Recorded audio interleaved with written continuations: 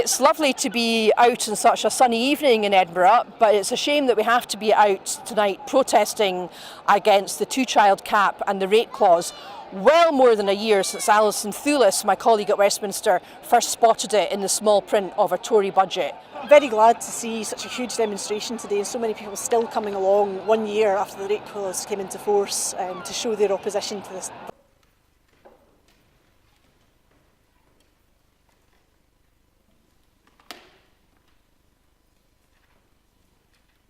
Good afternoon. Portfolio questions. Number 1, Linda Fabiani, please.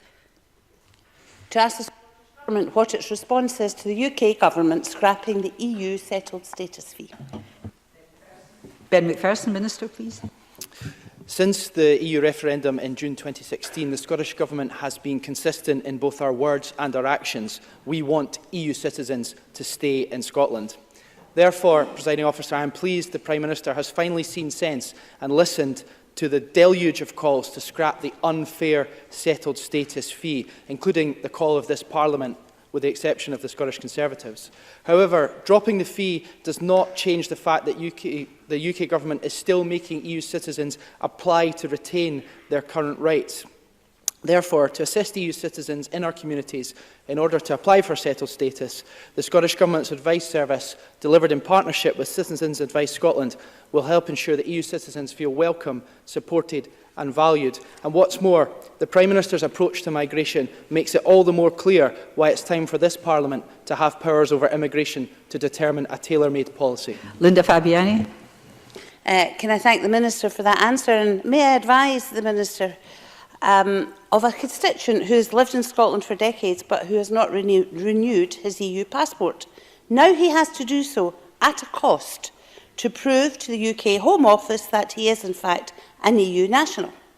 In order to do this, he has to prove to his EU nation that he is not a British citizen. This also at a cost by obtaining a confirmation of non-acquisition of British citizenship from the UK Home Office.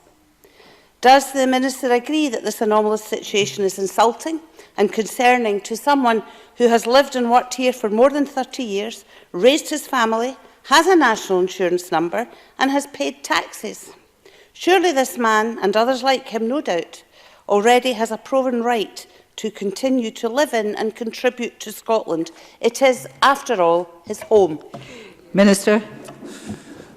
Thank Linda Fabiani for raising her specific case, and I think it's I share the concerns about it being a situation that is insulting and of concern, and I'm sympathetic to the many families and individuals that have difficulties navigating the complex and increasingly restrictive UK immigration rules, as illustrated in the case raised by Linda Fabiani. It is right that EU citizens who have built their lives here and chosen to make Scotland their home should have all their rights protected. And if the UK Government persists in its ambition to remove Scotland from the EU against the will of the Scottish people, then it is vital that those EU citizens who have chosen to make their home here in Scotland are provided with the documentation they need through as simple a process as possible in order to evidence their right to continue to live here as they do now. I would be happy to raise such cases, including the case raised by Linda Fabiani today, with the UK Immigration Minister, with the consent of the individuals concerned. And I want to reassure all MSPs that we in the Scottish Government are pressing the UK Government for a fair and managed immigration system that recognises individual circumstances and provides a welcoming environment for new Scots and their families. Thank you. Can I remind everyone, short questions and crisp answers, please, would be very helpful. In other words, that's what I want. Neil Finlay. I welcome the scrapping of the fee for EU residents. Will the Minister join me in now calling for the UK Government to take the next step and end their hostile environment policy and their anti-immigration policies and rhetoric? Minister, please. Absolutely. I welcome the sentiment in Neil Finlay's question and wish we'd seen such a coherent position from Labour in the House of Commons earlier this week on the UK immigration bill. I think the hostile environment policy from the UK Government has been discredited in both practice and principle, and it should be noted that since June 2016, the UK Government should have provided assurances to EU citizens separate to any withdrawal agreement, and they could have done that in every month up until this point, and they didn't, and they should think about that very carefully. Question 2, David Stewart. Thank you, Presiding Officer. To ask the Scottish Government what assessment is made of the impact of Brexit on the life sciences sector. Minister. The Scottish Government has engaged widely across the breadth of the life science sector and also commissioned Ernst & Young to undertake a sectoral impact analysis and Brexit readiness assessment. This assessment has been shared with the UK Government as clear evidence of the negative impact Brexit will have across sectors in Scotland. It also accords with evidence from industry and unions, which suggests Brexit will be damaging to the sector in terms of tariff and non-tariff barriers, supply chain resilience, legal and regulatory compliance, free movement of people, loss of EU funding and disinvestment from foreign investors. David Stewart. Thank you, Presiding Officer. The Minister will be well aware that the Highlands and Islands have over 80 life sciences companies employing over 1,800 people. All these companies rely on academic talent from the other 27 nations in the EU. Does the Minister share my view that Brexit is a clear and present danger to the future viability of life sciences sector in the Highlands and Islands? Minister.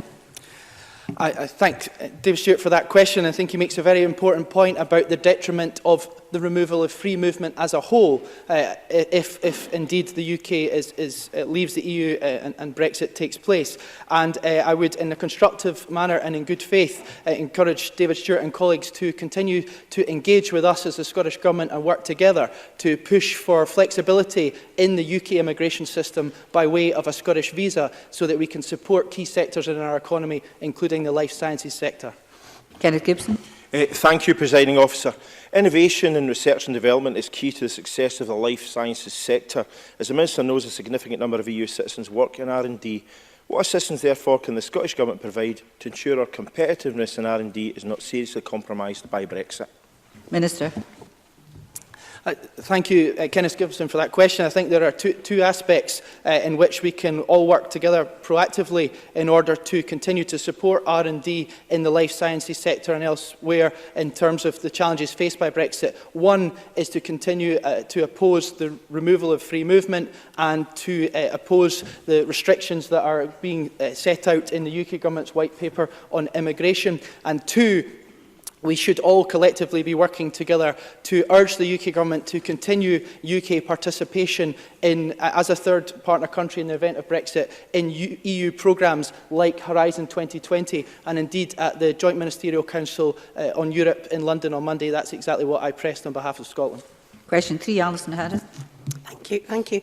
To ask the Scottish Government whether the Minister for Parliamentary Business will provide an update regarding the lodging of the legislative consent motion for the Healthcare International Arrangements Bill.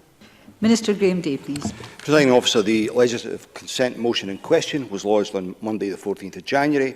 It was moved by the Cabinet Secretary for Health and Sport on Wednesday the 16th of January, when it was agreed unanimously by the Parliament. Alison Harris. I thank the Minister for that answer.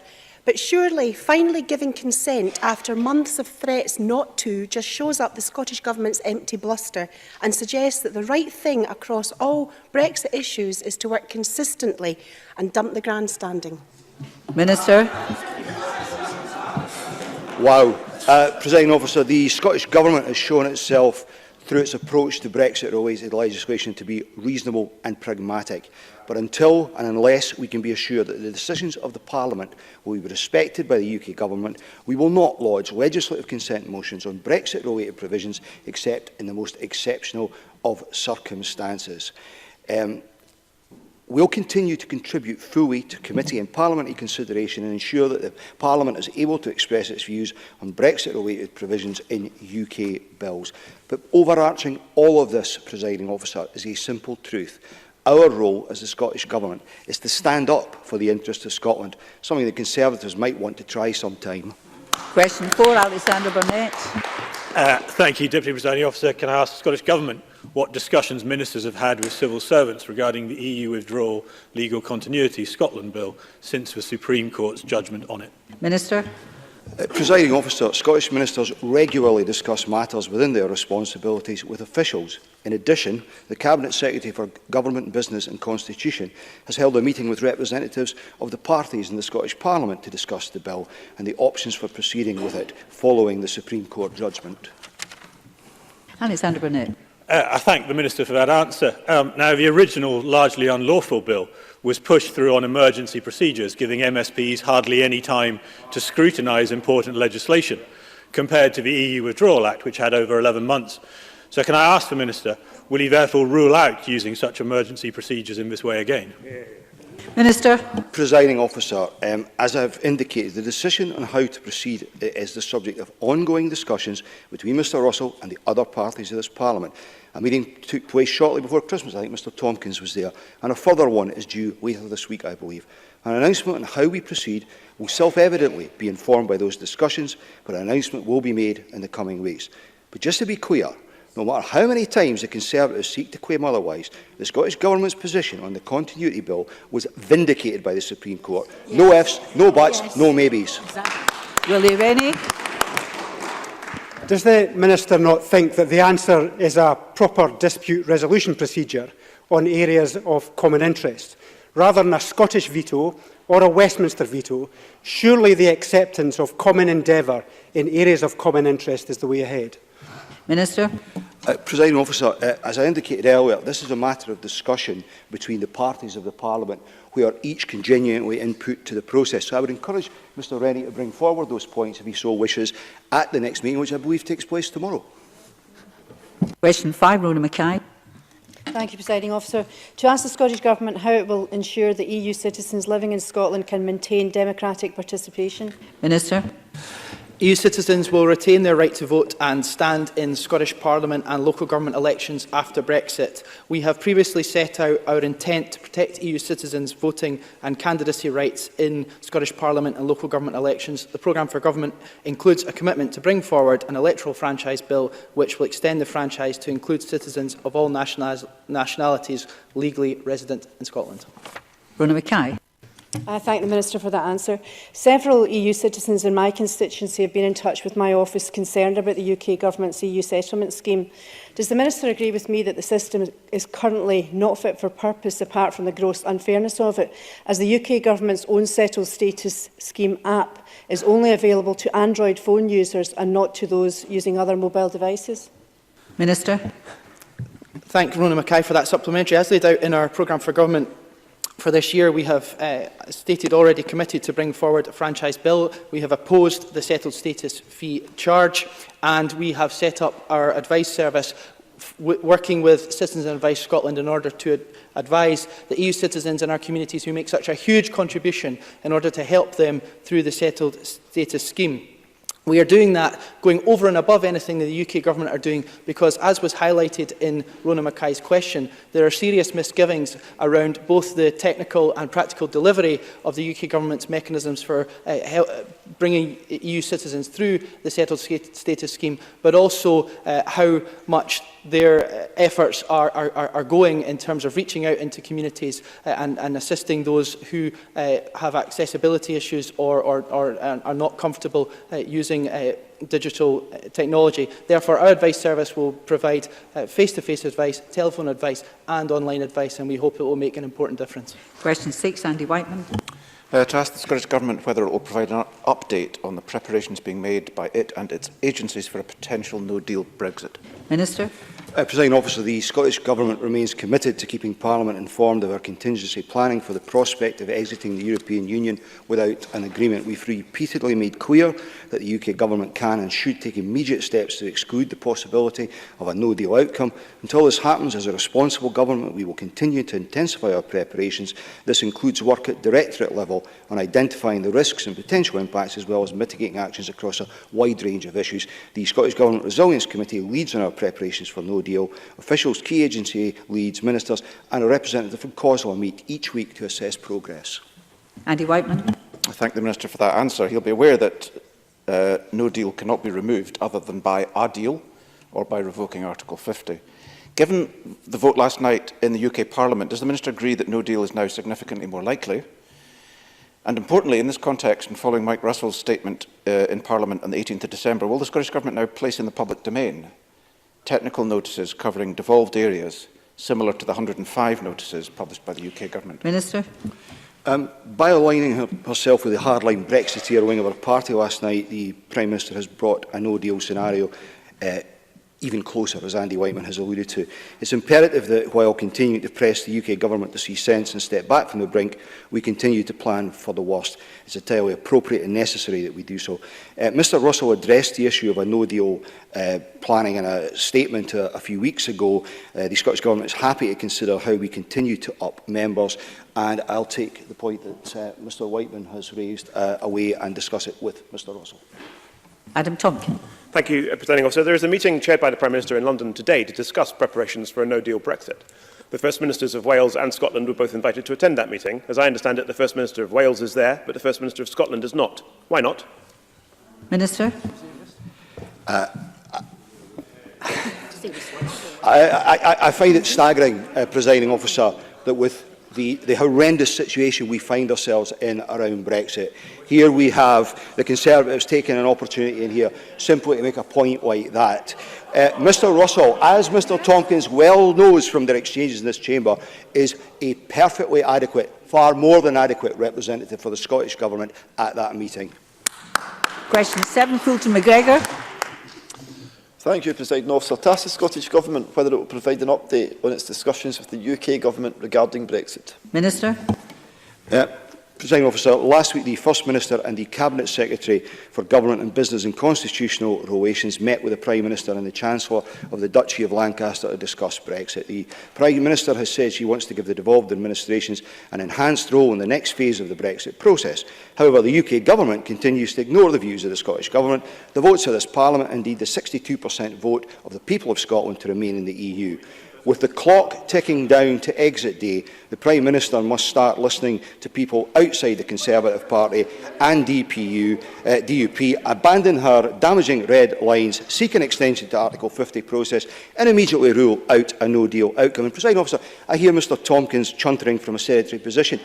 Just a small point. This government is getting on with the day job alongside Brexit, unlike the UK government. Fulton McGregor.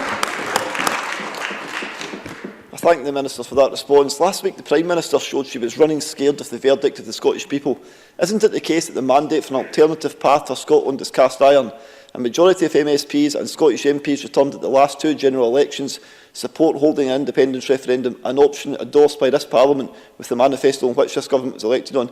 Does the Government agree that the people of Scotland should be in charge of their own future and not live at the whim and diktat of a hardline, inflexible, out-of-touch Tory Government? Minister. Presiding Officer, as Fulton McGregor says, this Scottish Government was elected on a clear mandate that this Parliament should have the right to hold another referendum if there is a significant and material change in the circumstances that prevailed in 2014, such as Scotland being taken out of the EU against their will. This Parliament voted on the 28th of March 2017 in support of an independence referendum in light of Brexit. It has been the consistent position of the Scottish Government that we will set out our views on the next steps for a future referendum on independence when there is clarity about the outcome of the Brexit negotiations. Sadly, as we all know, there remains no clarity over the outcome of the Brexit negotiations, even as time runs out before March 2019. But what is clear is that Brexit changes everything utterly. Question 8, Lewis MacDonald. Thank you very much. To ask the Scottish Government when it next plans to meet Welsh Government ministers and what matters will be discussed. Presiding Officer, the Scottish Government routinely engages with counterparts in the Welsh Government on a range of business at both official and ministerial levels. Last week, the First Minister and Cabinet Secretary for Government Business and Constitutional Relations met with Mark Drakeford to discuss Brexit matters. On the 28th of January, the Cabinet Secretary for Government Business and Constitutional Relations spoke to Julie James AM concerning electoral law issues. Earlier this week, the Minister for Europe, Migration and International Development met with the Welsh Government Council General. And tomorrow, the Lord Advocate and I will both meet with Mr Miles ahead of the next meeting of the Ministerial Forum on EU negotiations, which takes place in Edinburgh. Lewis MacDonald. I'm grateful for that comprehensive reply. The Minister will be aware that Welsh Cabinet Ministers recently provided the National Assembly of Wales with comprehensive analysis of the devastating consequences of a no-deal Brexit for the economy and the people of Wales. Further to his reply to Mr Whiteman's question, is that an example that Scottish ministers may be minded to follow? Minister. Presiding Officer, we have much in common with Welsh colleagues. Today, in fact, I understand the Welsh Assembly is uniting behind a motion considering in detail the impact of a no-deal Brexit, indeed Brexit, and the catastrophe it would be for Wales. So we continue to share much common ground on that. With regard to the point that the member makes, as I indicated to Mr Whiteman, we're happy to take that request away and consider it. But I do think it's important that we recognise as a Parliament, as indeed I think most of us have, the catastrophe that a no-deal Brexit would be for Scotland. I can take a very brief question, very brief supplementary from Ms Gilruth, still within time. Thank you. To ask the Scottish Government what the implications of Brexit are for Scotland, which voted 62% to remain in the EU. Very briefly, Minister. Presiding Officer, the implications for Scotland of Brexit are extremely alarming, as the Government has detailed and the Parliament understands. All Brexit outcomes will be bad for Scotland, but the Prime Minister is now running down the clock to the most damaging of exits. Very briefly. And the DUP voted to reopen the withdrawal agreement and amend the Northern Irish backstop, and that the EU have categorically stated that the withdrawal agreement is not open for renegotiation, does the Minister agree that pursuing the impossible is simply running down the clock and risks a no deal at the behest of Tory Brexiteers? Oh, that's fine. That's brief enough. No. Minister, government? Please. Presiding Officer, I agree with Ms Gilruth. Last night, a majority of MPs for Scotland voted to extend Article 50, rule out no deal, and to respect the overwhelming vote in Scotland to remain in the EU. The UK Government decided once again to ignore Scotland's democratic voice. The Scottish Government, however, will continue to do all we can to protect Scotland's interests, and we urge the Prime Minister to extend the Article 50 process to avoid the disaster of no deal. Thank you very much. We now move on to the next set of questions in Culture, Tourism and External Affairs. Number 1, Maureen Watt, please. To ask the Scottish Government what impact UK Government immigration policy is having on Scotland's working population. Minister. Migration is vital to Scotland's population growth. Each year for the next 25 years, all of Scotland's population growth is projected to come from migration. Therefore, the UK Government's commitment to cut net migration to the tens of thousands could seriously harm our economy. If implemented, Scotland's working-age population is projected to decline by 4.5%, a reduction of 150,000 people between 2016 and 2041.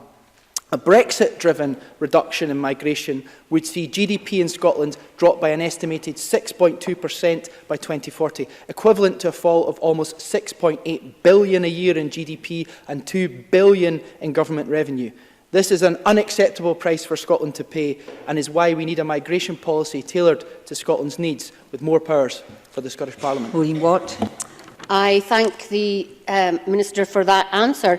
An NHS Grampian survey recently presented to Aberdeen City Health and Social Care Partnerships states the risks not only to staffing, but also medical supplies, accessing treatment, regulations and cross-border issues are high risk due to Brexit.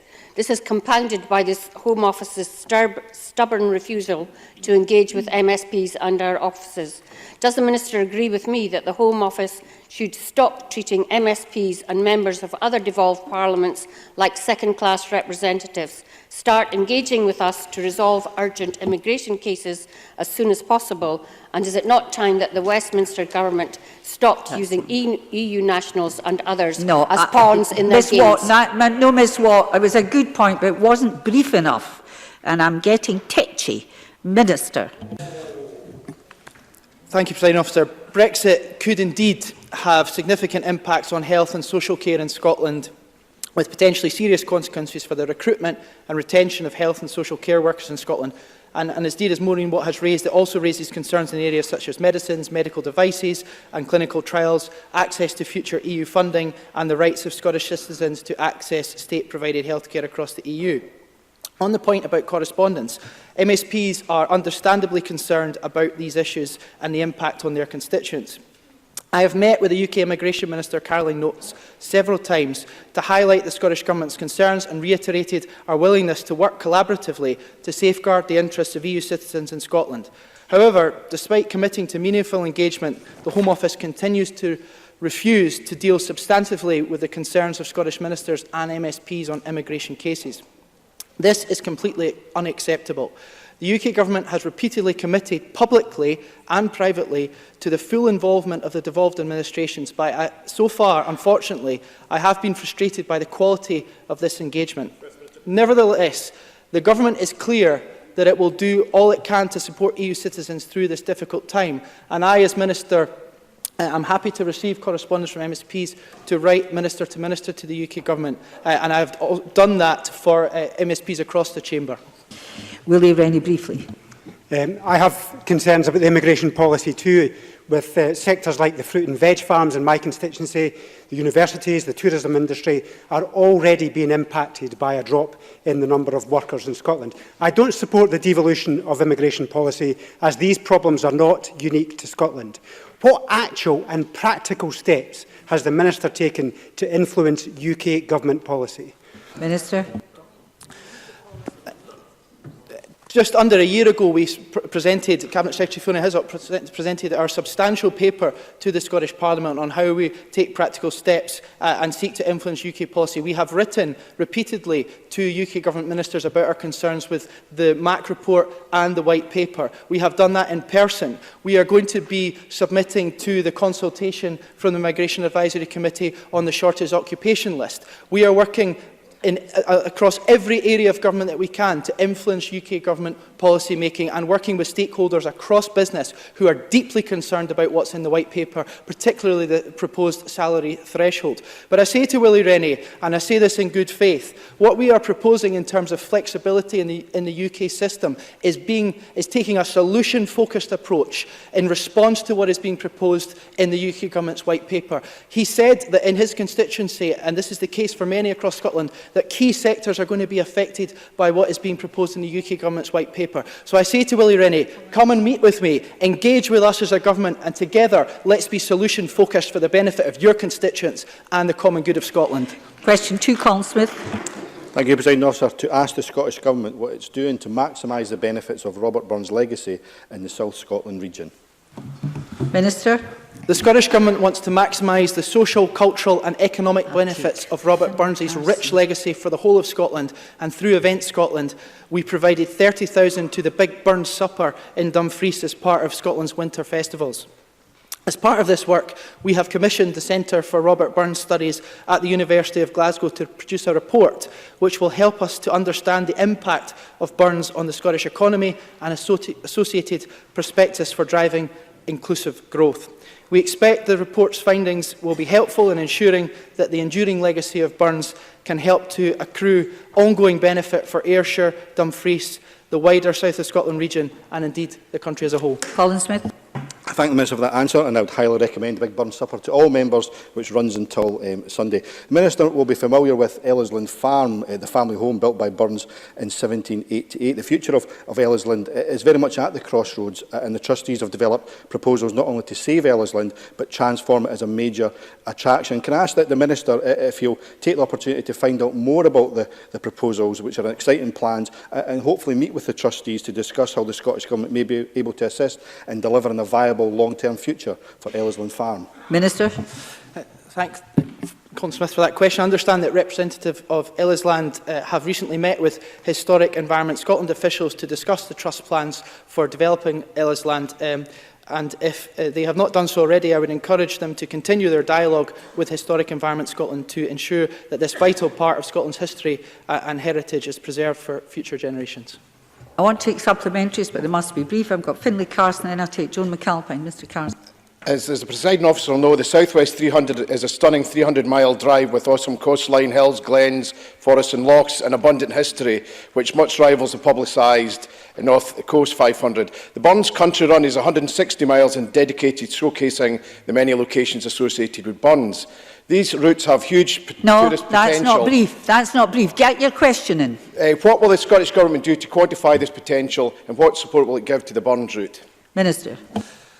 The Scottish Government is committed to investment in tourism in the south of Scotland. For example, There's been a £500,000 Visit Scotland marketing campaign, £500,000 of South of Scotland capital funding, and £2.5 million for the development of a facility in Gala Shields, as well as investment in the David Livingstone Centre in Blantyre. I thank Finlay Carson for raising the point on the proposed route, and would be happy to receive more details on that if he wishes to provide that in writing. Joe McAlpine. Well, the Cabinet Secretary, rather the Minister, apologies, join me in welcoming the purchase of the historic Globe Inn in Dumfries, one of the Bar's favourite house by Professor David Thompson and his wife Teresa Church, who own Annandale Distillery. I'm delighted to report that their investment in the historic inn is already apparent during the Big Burn Supper. And can I invite the Minister and indeed the Cabinet Secretary to take the opportunity to visit again in the near future? Minister. Thank Joe McAlpine for that question, and indeed welcome the investment that's been made and congratulate all involved. And I would be happy to receive invitation as part of our planning for the winter festivals next year, and thank her for that offer. Question 3, Adam Tompkins. Thank you. To ask the Scottish Government for what reason its external affairs budget increased by 52% from 2017-18 to 2019-20. Cabinet Secretary. Between 2017-18 and 2018-19, the external affairs budget increased by £1.5 million to support our expanded external presence in Brussels, Canada and Paris. All of the increase of £6.7 million in the 2019-20 draft budget is due entirely to a change in the way that running costs, including staffing costs, are presented across the Scottish Government. These were previously presented separately, but are now included within ministerial portfolios at the request of this Parliament and its Finance Committee for transparency. There is therefore no net increase in this year's 2019-20 resource available for spending for external affairs. Adam Tompkins. Thank you. Reserved matters are excluded from the devolved competence of the Scottish ministers. This reservation is particularly important in the case of international relations. So ruled the Supreme Court in its unanimous judgment a month ago in the Continuity Bill case. What legal advice has the Cabinet Secretary taken to ensure that this increased budget is lawful? Cabinet Secretary. The Supreme Court judgment does not affect the Scottish Government's ability or determination to prepare for EU exit or continue our international work. And indeed, the UK Government and a whole variety of different agreements with us understand and support our international work. It is extremely small-minded of the Conservatives to think about limiting our ability to help our universities, our tourism sector and indeed our trade and economic activity by saying everything has to be done within the confines of Scotland. I think it's about time that we raise our horizons, and certainly this Government has done and will continue to do. And in relation to our activity, he needs to be quite clear that the Supreme Court judgment does not affect our ability to carry out our duties and our functions as good internationalists and good global citizens. Question 4, Anna Sarwar. To ask the Scottish Government when it last met Airbnb and what issues were discussed. Cabinet Secretary. Scottish Government officials last met Airbnb on the 29th of November 2018. The meeting discussed the regulation of short-term lets, including the Stage 2 amendment to the planning bill regarding short-term holiday lets. A note of the meeting redacted to remove personal details, together with the notes of other meetings with Airbnb, were published recently in response to a request under Freedom of Information and is available on the Scottish Government website. Anna Sarwar. I thank the Cabinet Secretary for that response. Recent evidence released by the Scottish Government revealed that there were 2,200 Airbnb listings in Glasgow in July 2017, a 45% increase in the last year. Shelter Scotland have expressed a concern that short-term lets may be exacerbating the existing housing crisis. Does the Scottish Government share this concern? What action is it taking to ensure that Glasgow's tourism industry is both sustainable and delivers for local communities? Cabinet Secretary. I think the member makes a very important point. Sustainability, both for tourism but also for the housing market, is really important. That's why, in relation to short-term lets, I know there's a debate currently happening in terms of the planning bill, and I understand in relation to housing legislation as well. The short-term letting working group is engaging with local authorities. I'm sure they're doing so with Glasgow, but we'll make sure that Glasgow's situation is brought to their attention and engage in that. I understand understand, Glasgow City Council regulations introduced in March 2017 have also had an impact. So there are current powers that local authorities already have, but obviously in terms of looking at the overall picture and indeed the housing market, there has to be an integrated look to this, and I think it's something that all of us will take a keen interest in. Question 5 is lodged. Question 6, Claire Adams. Thank you, Presiding Officer. To ask the Scottish Government what it is doing to support Scotland's festivals in 2019-20. Cabinet Secretary. Scotland is the proud home of a fusion of cultures, arts and creativity, enriching us all with festivals and events. Today, I'm sure everybody would want to join me in congratulating the Imaginate Festival, this their 30th anniversary. Visit Scotland will have invested over £3 million across 109 cultural events and festivals this financial year, while Creative Scotland provided £485,000 to 18 festivals around Scotland in 2018. The Scottish Government's Expo Fund has supported the Edinburgh festivals with over £21 million since 2008, and the current applications are being considered, and between 2018 and 2023, £5 million through the Platform for Excellence programme is supporting strategic projects across the internationally acclaimed Edinburgh festivals as part of the Edinburgh and City regional deal. Claire Adamson, briefly, please. Thank you. Donald Shaw, a leading figure of Celtic Connections, one of Scotland's foremost music festivals, recently warned that the added bureaucracy required to book UK musicians in EU member states following Brexit will put Scottish musicians at a disadvantage. He also predicted new problems for musicians coming to Scotland. Does the Scottish Government share my concern over the detrimental impact of Brexit and the Scottish music sector? Cabinet Secretary. Of course, Celtic Connections is a hugely international festival. It, for the first time, has received £100,000 of Festivals Expo funding. It truly is international. It is welcoming to musicians. They want to come here, but the UK's immigration white paper would drive a coach and horses through our music industry sector unless there can be changes made to ensure that there isn't a bureaucracy in terms of the visas. There is an issue about in terms of festivals wanting to book our musicians as well. We want to make sure that we remain a welcoming, inclusive country, and that extends to everybody, particularly including the many musicians that come. So when we have senior leading figures in our cultural sector warning of the consequences of Brexit, which would be absolutely compounded by a no-deal Brexit, which was accelerated by the farce that was Westminster's activities last night, we have to take them very seriously indeed. Claire Baker, very briefly. The Cabinet Secretary will be aware of recent reports of exploitative working practices within some major festivals. Will the Cabinet Secretary commit to frank discussions with festival organisers and relevant companies to ensure that this is not tolerated within the sector? Thank you. Cabinet Secretary. The member makes a very important point. I've already done so with some festivals. I think it's important that anybody in receipt of public money embraces the Fair Work agenda, and I think that's an improvement that everybody in the sector would want to see happening. We just have to make sure in terms of their abilities that they actually carry out what I think is a commitment to try and address this issue. Question 7, John Scott. Thank you, Presiding Officer. To ask the Scottish Government what it is doing to support tourism, including business tourism, between Ireland and Scotland. Cabinet Secretary. Our National Tourism Agency Visit Scotland actively promotes Scotland to visitors from Ireland, our 6th largest tourism market. It undertakes a large range of marketing activities. Business tourism is one of the many reasons Irish visitors come to Scotland, with a majority coming to visit family members. Last week in Dublin, I met with business and university interests to discuss Scottish and Irish connections and collaborative working, and spoke to several tourism businesses interested in Scottish investment. Can I say, if it was left to Mr Scott's colleague Adam Tompkins, none of that would be happening.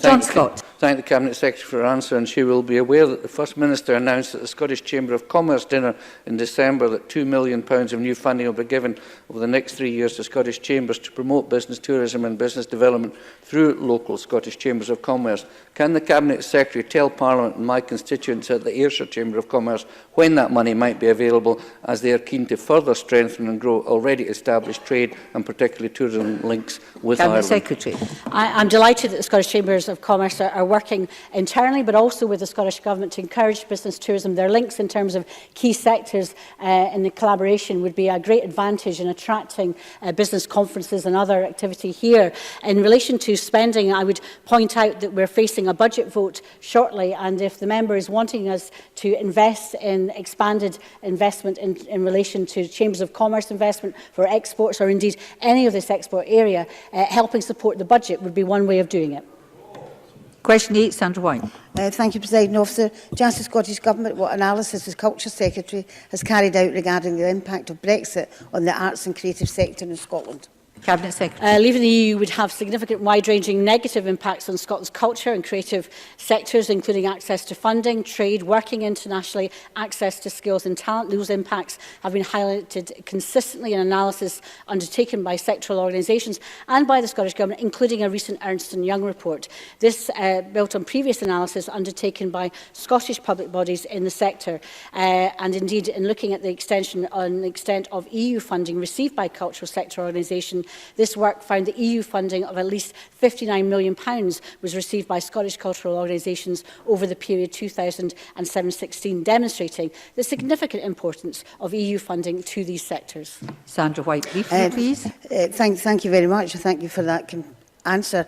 On Saturday, Cabinet Secretary, I attended Celtic Connections and organised by BEMIS, celebrating diversity and culture throughout Europe and throughout Scotland as well. Your answer obviously implicates that basically we could lose these types of cultural and international events. It would, the Cabinet Secretary agree with me that this would be a great loss if this disappeared both culturally and financially to Glasgow and Scotland. Briefly, Cabinet Secretary. The BEMIS connections with Celtic Connections and their association has been a great success in recent years. A lot of that funding and support actually comes from the Scottish Government from our winter festivals funding. But there are events at Celtic Connections which Donald Shore, the Artistic Director, has made clear would not have taken place had there not been collaboration in terms of EU funding opportunities. So therefore it does matter, and we have to remain an outward-looking country. We have to welcome people, musicians and artists and others, to celebrate, and what better way to celebrate than the wonderful Celtic Connections, which has a period to go, and I would encourage anybody who's not been to go and visit and take part and buy tickets and support our artists. Thank you. That concludes portfolio questions, and I apologise to Willie Coffey and Mark Griffin for failing to reach them. Try though I did. We now must move on to the next item of business. I'll give members a moment to take their places.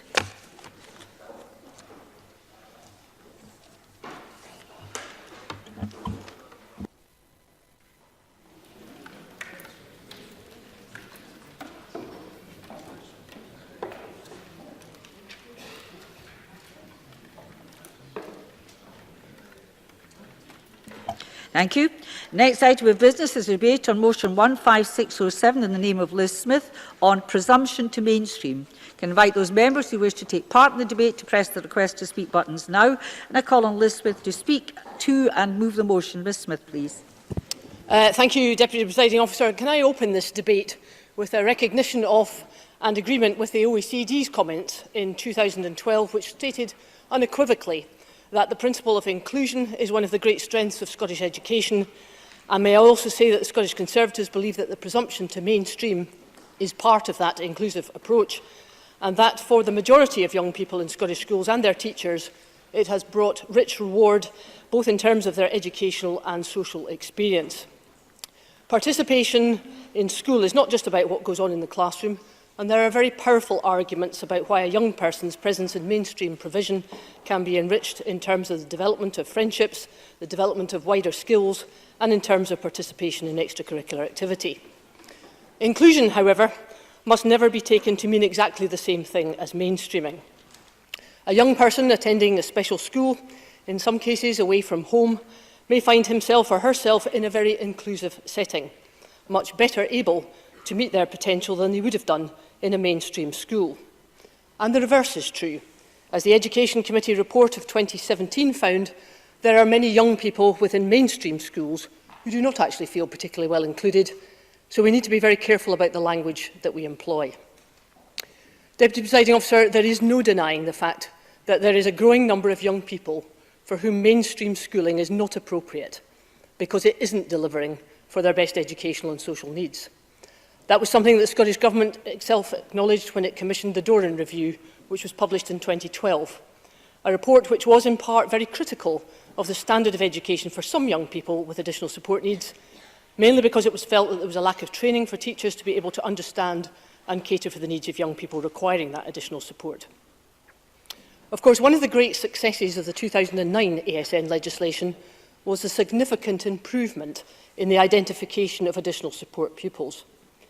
But thanks to that better identification, the number of ASN young people has doubled since 2011, yet at the same time the number of special schools has declined by 31% since 2008, and the number of specialist teachers, including psychologists and psychiatrists, has declined by 9%.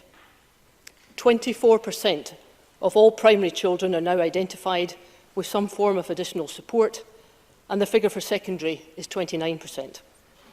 And whilst the majority of these young people can flourish in mainstream schools, that is not the case for a significant minority.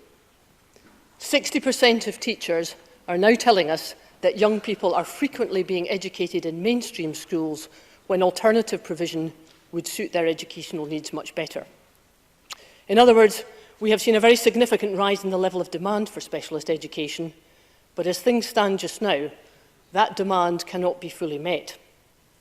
For us on these benches, we believe that that is one of the greatest challenges we face in Scottish education, one which is very high on the list of teachers' present concerns in both the primary and the secondary sectors, and one about which many parents and charitable foundations are deeply concerned. And it is for exactly these reasons that we wanted to debate this issue this afternoon, because we think it is vitally important to pay attention to what teachers are saying.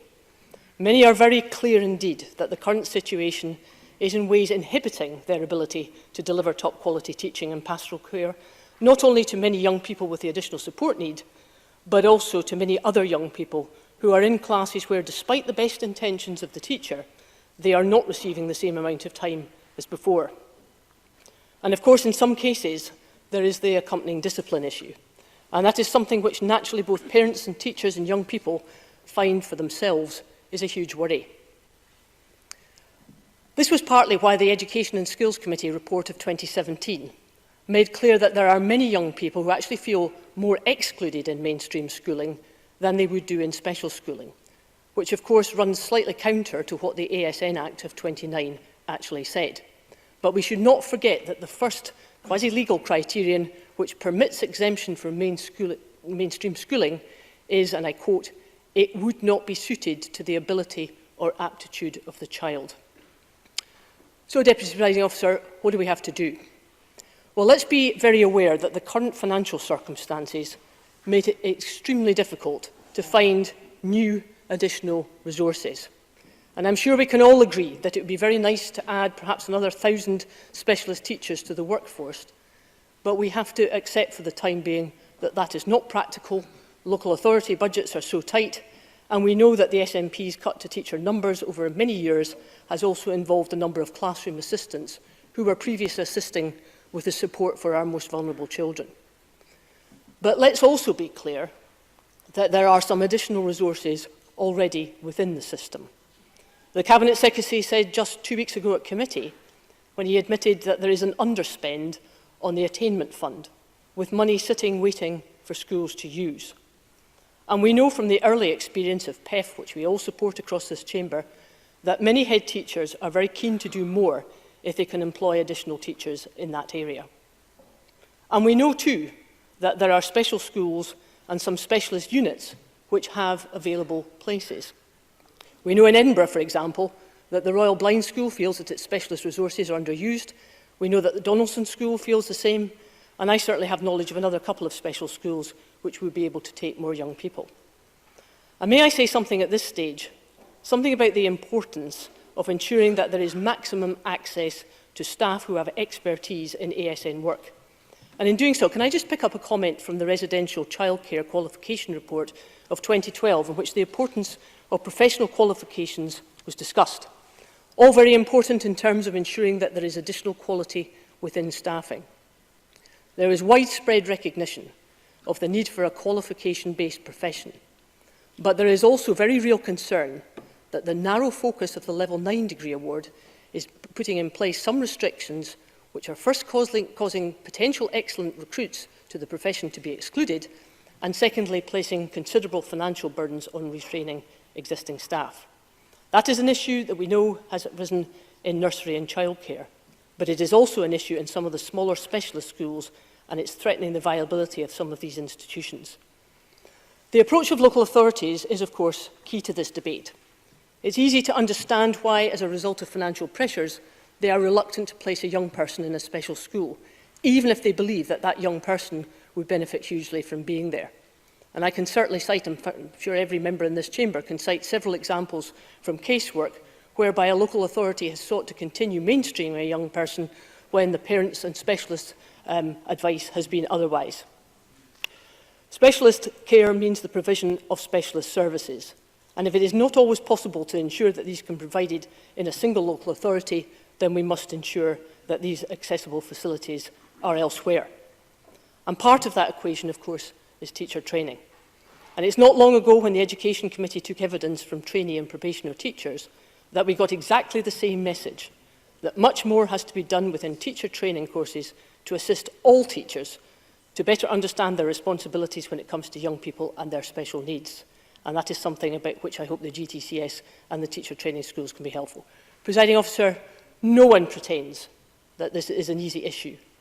But we do not believe that the current situation can continue if we are to serve the best interests of every child. And I move the motion in my name. Thank you very much. I now call on John Swinney to speak to move Amendment 15607.2. Cabinet Secretary, please. Presiding Officer, I move the amendment in my name and recognise this is a welcome debate to reaffirm for the Government's part, and I'm glad to hear it reaffirmed by the Conservative Party as well, that all children and young people must receive the support that they need to enable them to achieve their full potential. We are clear that all children and young people should learn in the environment which best suits their needs, whether that's a mainstream school or a special school setting. And the judgement about what is appropriate as a learning environment for each individual should be taken based on their needs and their circumstances, and that is the foundation of statute in this area. The defining mission of this government is delivering excellence and equity in Scottish education. Equity for all can only be achieved through an inclusive education system. Scotland's inclusive approach celebrates diversity and allows children and young people to develop an understanding and a recognition of differences. This contributes to the development of an increasingly inclusive, compassionate and equal society. This inclusive approach is recognised as a key strength of our education system, and in the OECD report Quality and Equity of Schooling in Scotland 2007, the OECD recognised that Scotland has one of the most equitable school systems in the OECD countries. We are clear in our expectations that all children and young people should reach their full potential within this environment. This is achieved through a framework of legislation and policy which sets the expectation of excellence and equity for all. We have a system which focuses on overcoming barriers to learning, and that is the approach that makes Scotland stand out. The approach is well regarded across Europe and has been adopted by a number of other countries. A cornerstone of our inclusive approach is the presumption of mainstreaming for those with additional support needs, and that approach is reaffirmed in the terms of the amendment that I have just moved. We know that significant numbers of children and young people and their families have benefited from this inclusive approach.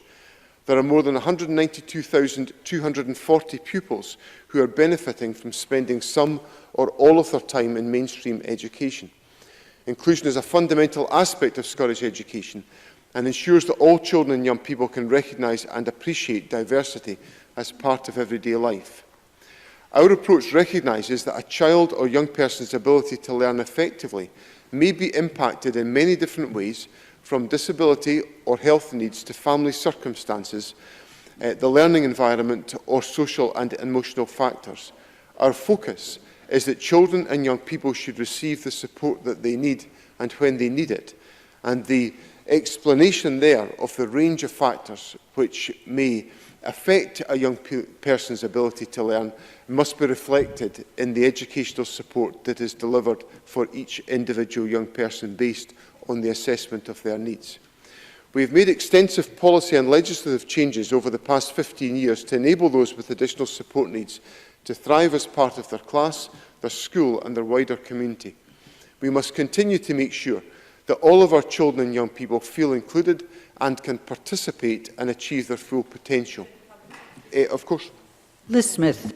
Could I thank the Cabinet Secretary for taking an intervention? I couldn't agree more. I think the Scottish Government has done quite a lot.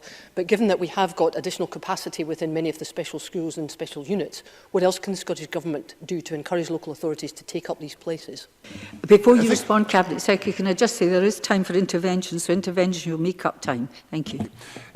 Thank you, Presiding Officer. Well, Liz Smith makes a very fair point, because I think the judgment about whether to utilise capacity in any special school environment must be driven by the assessment of the needs of an individual young person, and that is by statute a matter for a local authority to take forward. So I think the point that I would make in relation to the statutory framework is that I think that framework is there. The question that individual local authorities must wrestle with in dialogue with families is what is the most appropriate learning environment for an individual child. Now, of course, sometimes, and Liz Smith knows that I have familiarity with these concepts, sometimes that can be a matter of dispute between a local authority and a family, where families can consider that the local authority's propositions for the learning environment of their child are not appropriate. And ultimately, there are tribunal arrangements that can reconcile some of these differences. But I would encourage, and the government policy encourages this, is good, active, participative dialogue with families to try to make sure that the educational provision that is made available for young people is appropriate. And of course, in certain circumstances, that will involve a reference to a special school. And of course, I've spent quite a bit of time since I became Education Secretary visiting all of the special schools in Scotland to see firsthand, because of the implications of issues such as the Doran Review, just the precise nature and character of the services and support that they provide. And I commend them for the work that they do. But fundamentally, the judgments rest with local authorities in dialogue with families as to what should be the appropriate educational environment for young people. So, President Officer, we know that we have a system in Scotland that is much admired and that there is much to be proud about. But I would be the first to accept that no system is entirely perfect. And I'm very committed to ensuring that children receive the support that they need when they need it within our education system. We have appreciated and valued the input into this discussion from the Education and Skills Committee, and we will continue to work to ensure that children and young people's needs are identified, that they are met, and that we will do all that we can to make sure that those who provide support directly to children and young people have the skills and knowledge to enable them to do this in the most appropriate way. And of course that includes the importance attached to initial teacher education into the bargain, which must reflect some of these challenges. There is still more that needs to be done to advance many of these questions and to assure ourselves, within the context of reaffirming the principle of mainstreaming, that all that needs to be done is being done. So we're looking to further support implementation of additional support for learning, and the programme for government sets out our commitment to work with local government towards improving consistency of support across Scotland through improved guidance, by building further capacity to deliver effective additional support, and improving career pathways and professional development, including new training resources for school staff on inclusive practices. I'm very pleased to consider the question of a review of the implementation of additional support for learning, including where children learn. Taking a collaborative approach and working with local authorities and the third sector, I believe we can create a Scotland where our education system can match up to our aspirations and ensure... The Cabinet Secretary is actually at this very moment about to conclude. Oh, well, if I wasn't about to put that really nicely. I certainly am now. I'll very happily give way to the member in my closing remarks. I know the commitment to inclusive education is shared across the Chamber, and we must improve experiences for all, ensuring that we are getting it right for every child. I hope the next steps that I've set out today will help us to take Actually, I that meant further you in the should journey finish. and towards delivering inclusive education in practice for all children and young people in Thank Scotland. you. I mean, I do have some time in hand, but it's not an enormous amount. Can I call on Ian Gray now to speak to and move Amendment 15607.1? Mr Gray, please. Thank you very much, Presiding Officer. I rise to move the amendment in my name. I think I've explained to the Chamber before that I'm committed to the presumption of mainstreaming, not just by ideology, but by experience, because many years ago, when I taught in Gracemount High School, it was co-located with Kames, what was then Kames School for the Visually Impaired, with the very purpose of ensuring that Kames students could spend a significant part of their school week in mainstream classes in the high school, and it worked extremely well. We had small classes, practical classes of around 12 to 14, perhaps 2 pupils from Kames, and they often came with specialist support from Kames School as well. It worked extremely well. It was a very inclusive setup. So I've seen mainstreaming work, but unfortunately I've seen it fail as well, because over the years, at that time, late 70s, early 80s, budgetary pressure began to bite. And then we found ourselves in full classes, over 20 for science classes, perhaps 4 or even 5 pupils from Kames School, and no additional support teacher coming with them. They did not get the education to which they were entitled. They were essentially parked at the back of the class, and I admit it, ignored. So this is very much, in my view, the right policy. It's the right policy for children themselves, and their educational experience. It's the right policy for parents, children being educated in their local school, but it is also the right policy for other children in the school whose educational experience is enriched, and as the Cabinet Secretary said, the right policy for society too, in building a compassionate, fair and equitable society.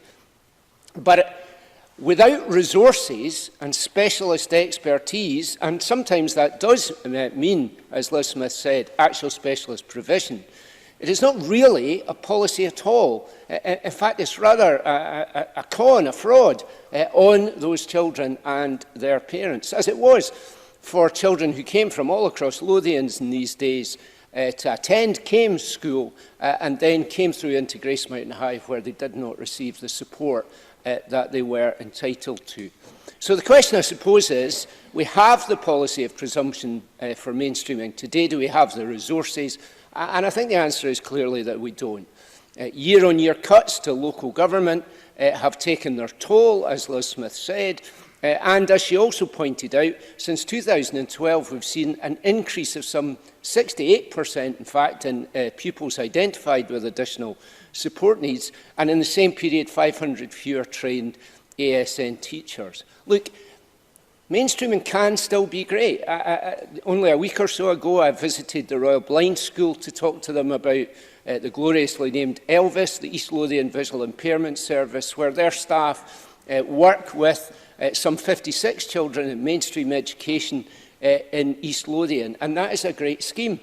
But we are the only local authority in the whole of Scotland who actually use that expertise in that way. And in the Royal Blind School, as Liz Smith suggested, there are now only 28 pupils. Now, with over 4,000 children with visual impairment across Scotland, I simply don't believe that is all of the pupils who could benefit from the expertise there. And of course, it's not just about those with visual impairments. It's not very long since we did consider, and I know the Cabinet Secretary is seriously considering this report, Not Included, Not Engaged, Not Involved, which talked about children with autism, for too many of whom mainstream turns into not a rich educational experience, but rather a cycle of part-time schooling, informal and then perhaps formal exclusion. That is not good enough. I'm afraid you must conclude, so, Mr. Gray. with regard to the motions, the Tory motion, in our view, is not committed perhaps enough to mainstreaming. The government motion, I think, corrects that, and we will support it. But neither of them say enough about the importance of resources, so we will press our amendment this evening. Thank you very much. Call Alec Cole-Hamilton, please. Thank you, Deputy Presiding Officer. Can I start by declaring an interest in that my wife heads up support for learning in a primary school in Edinburgh. I was also extensively involved around the work towards the 2004 Additional Support for Learning Act and its implementation. And it's there I want to start, because I think in that piece of legislation there is a line which for me is one of the most elegant pieces of prose in any statute passed by this Parliament. A child or young person has additional support needs for the purposes of this Act, for whatever reason the child or young person is or is likely to be unable, without the provision of additional support, to benefit from school education. For whatever reason, it's that catch-all intent that I think also captures the universal and unalienable right to education. And whilst that is very much, I think, the will of all of this Parliament, it is, for whatever reason, that picture is becoming bleaker and bleaker. We are 500 fewer teachers than we had in 2012 who had additional support needs training. 1/3 of parents who have an additional support needs child have state that their child has been unlawfully expelled. And in my own constituency, I come up on a weekly basis with parents who have children who have complex needs in the classroom, who are not finding that they are receiving the support, and in some cases offering to privately fund the support and being turned away because of a policy that doesn't exist, where teachers say we're having too many adults in the classroom.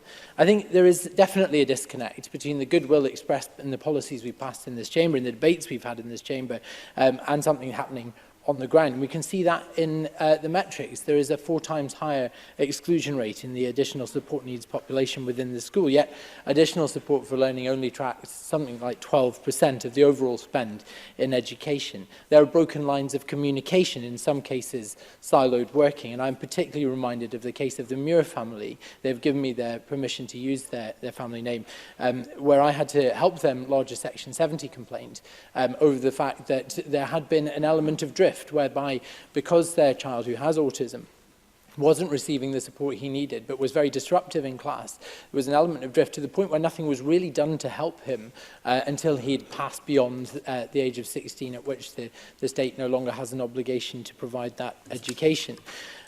Getting support to kids is a problem. It can be a problem, and that starts with identification. There's huge delays, as we know, in the diagnostic process. Huge delays also in things like Section 23 assessments. Upon diagnosis, they go back to yet another long queue. Families go back to the end of another long queue in terms of ascertaining the level of support that the local authority may be prepared to provide. There's a huge failure, as we know, in identifying hidden additional support needs. Looked after young people who exhibit attachment disorder, trauma and loss. Their behaviour is not managed in the way that it often might be, and indeed with young carers, many young carers aren't aware of their additional support needs or the needs of their families.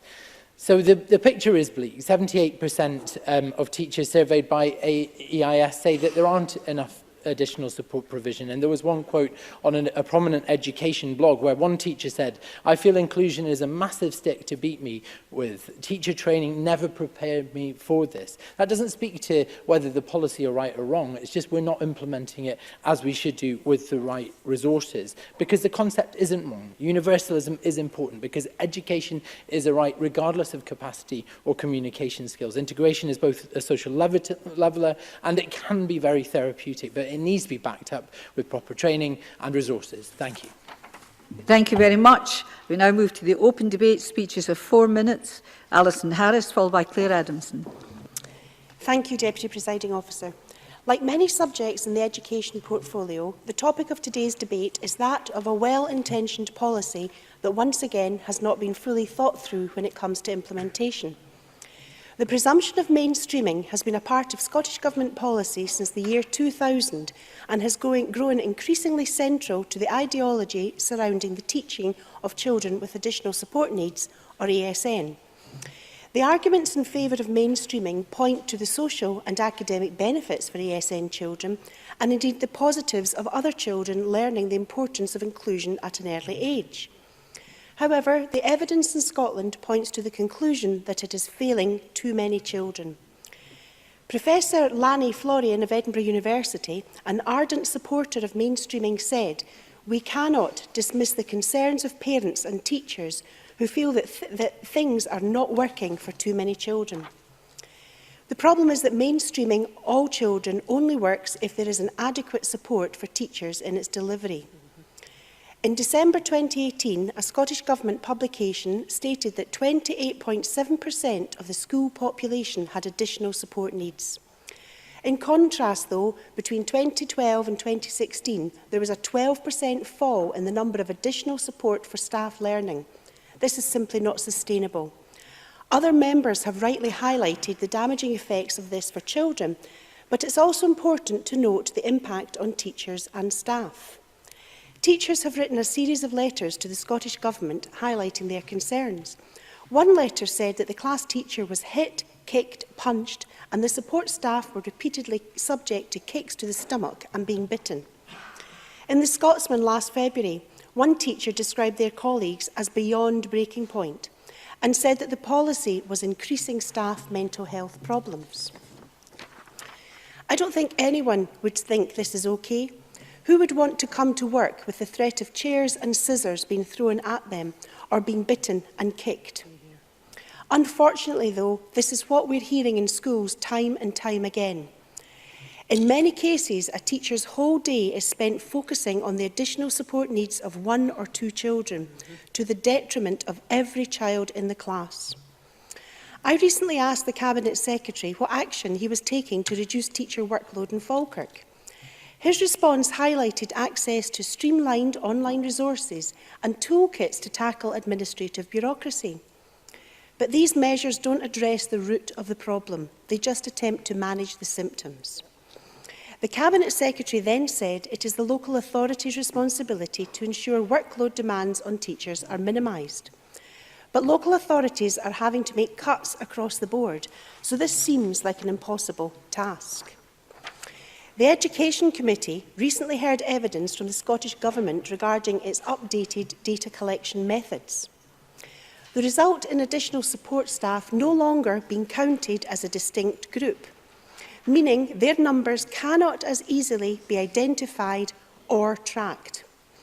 If we are no longer collecting the correct data, then we have no method of truly deciphering just how bad the problem is for teachers, staff, and ultimately children. The positives of mainstreaming are undeniable, but right now, for far too many children, it's just not working. And that is why I will be supporting the motion in the name of Liz Smith this afternoon. Thank you. Claire Adamson, followed by Joanna Lamont. Thank you, Presiding Officer. This is a very important debate to be having this afternoon, and I thank Liz Smith for her remarks about inclusion, about the presumption of mainstreaming and how important that is for young people. Liz mentioned how, Ms Smith rather mentioned how the increase in the number of people being identified with additional support needs had increased greatly. I believe from committee this morning, hearing Professor Hargreaves talk about his work in Canada, that in Canada it's actually a rate of over 50%. So it could be that we have more work to do, and we shouldn't be afraid of that, because identifying additional support needs is about achieving that equity that the Cabinet Secretary spoke about. I wasn't on the committee, Education and Skills Committee in 2017 when they published how is additional support for learning, working and practice, but I know since joining that how much that is a priority for the members of the committee and how they have embedded ASN work into all of the work that we're doing. Indeed, in the budget debate last week, it was one of the areas that I highlighted that the committee had concerns about. I welcome Mr Gray bringing in the issue of the special schools, and indeed we visited as a committee the Royal Blind School and saw some moving and excellent work. I was lucky enough to meet a Pushkin Prize winner who was going off to university this year to study to become a writer. And it's absolutely true, special schools have an important part to play, but it also has to work hand in hand with identifying an appropriate environment that is identified for each and every child individually. And only then will we achieve that equity that the Cabinet Secretary had spoken about. Ms Harris isn't a member of the committee, and I know she talked about the collection of data.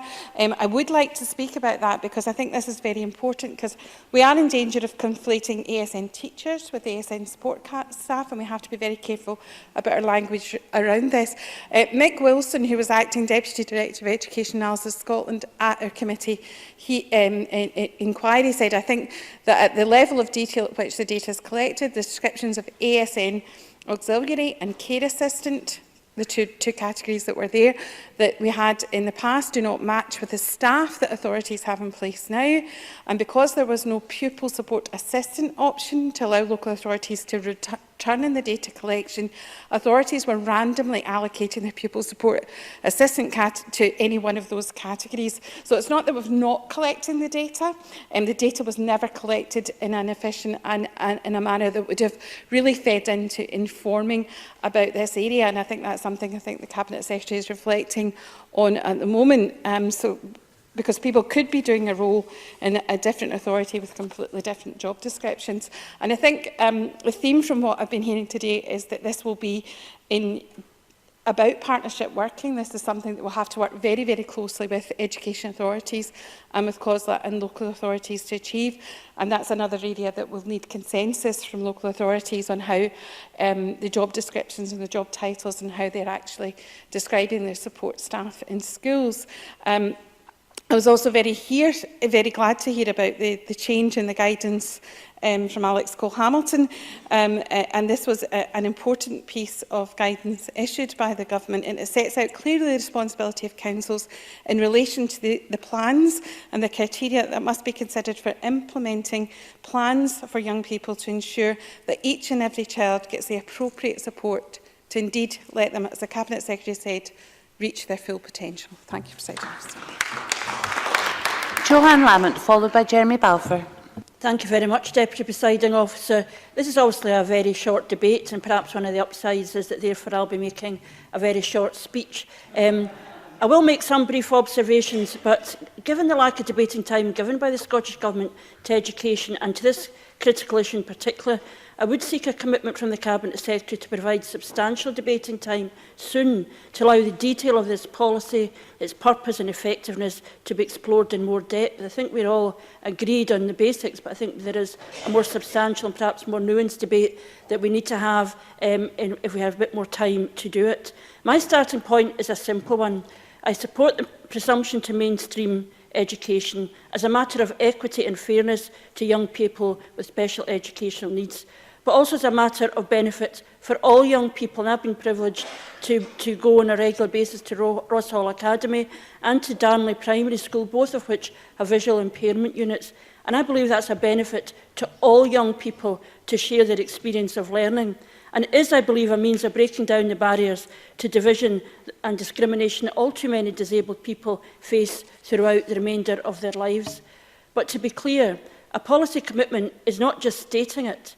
A policy to mainstream is not a policy if the appropriate resources are not made available, if the appropriate training for teaching staff and support staff is not there, if there is not meaningful support to overcome not just the physical barriers that some young people may face, but all of the barriers that present young people with huge challenges in achieving their potential. It's not a policy commitment if there is not proper monitoring of its implementation and its impact. And as already been referenced, we in committee have looked at the lack of information about the skills and abilities of those supporting young people in our schools. We know that charities, the unions, amongst others, carers and parents have all produced reports that talk about, all too often talk about a mainstream place which is honoured in the breach, as being a part-time timetable, as time spent out of class, unlike their peers, spent outside the head teacher's door, where there is, at the more extreme end, inappropriate exclusion.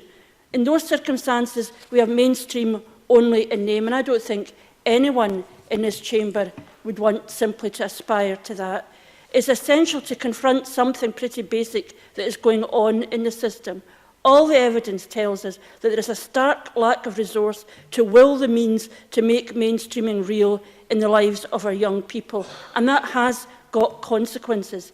I am deeply troubled that this has led not just to concerns about how best to meet the needs of young people with additional support needs, but a serious questioning of the policy itself and a consequent danger of blaming the young people with additional support needs for being the problem. We cannot allow that attitude to develop, but those who are saying there are challenges, they need to be supported in understanding how those challenges properly can be met. We can't ignore them by saying, well, you don't care about the policy. It is essential that we are part of willing the means. In conclusion, I would also want to reflect on how I believe the policy has been distorted. I recall when parents campaigned for and sought a presumption in favour of mainstream education. In a number of cases, we now see an assumption of mainstream education, even in the family and those supporting the child believe this to be inappropriate. And that has consequences too. An inappropriate placement where we set up young people to fail. A reduction also in the specialist places and the specialism that many young people require, so that even if they're assessed as needing a place out of mainstream, those places are not available. It cannot be acceptable that even where there are places available, local authorities are having to decide not to use them because of the cost of that placement, rather than an absolute objective assessment of the needs of the child. We know across this chamber that that is not You accessible. must close now, please. We should, in conclusion, recall why parents and others sought a presumption of mainstream. They seek not warm words from us, but the proper effective support for the young people, wherever they're placed, You must in close order now, to please. achieve their education potential. Can I remind members that we are short of time for this debate, and generally speeches only have one conclusion. And can I go to Jeremy Balfour to be followed by Jenny Gorris? Thank you, Deputy Presiding Officer, and I welcome this debate. As I've said in previous debates around this area, back in the dark ages, when I started school, my parents made the choice for me to go to mainstream, which back in the early 70s was perhaps not the choice made by the majority. And I do welcome the steps that have been made by this government and by previous administrations to allow mainstreaming to become far more normative for those who have either physical or learning difficulties. But I do think this is an important debate and an important motion that we will vote on later this afternoon, because I do think we need some kind of review to see where things are and how things can be improved. Somebody contacted me when they knew this debate was taking place. This is their story. They have a child who is in primary 5. They are present in mainstream school, but she has requested that her son is taken out of it. The reason for that is that he spends 90% of his time out of the classroom working independently with an adult. He doesn't have any friends, he feels lonely, isolated, and hates going to school. Can I suggest, Deputy Presiding Officer, that is the time when mainstreaming has gone too far, when we're not looking at every child, looking at his or her needs. Because yes, we go to school to learn, that is a primary reason, but actually there are lots of other reasons that we go to school as well. We have an emotional development, we have a social development, and if people are being excluded from the classroom, if they are even worse, standing alone in the playground every break time, then they are missing out. And that is why I think simply to review and see is every child really getting the education they should is welcome. But can I pick up another theme already outlined by Alison Harris, because I think we have to look at this holistically as well.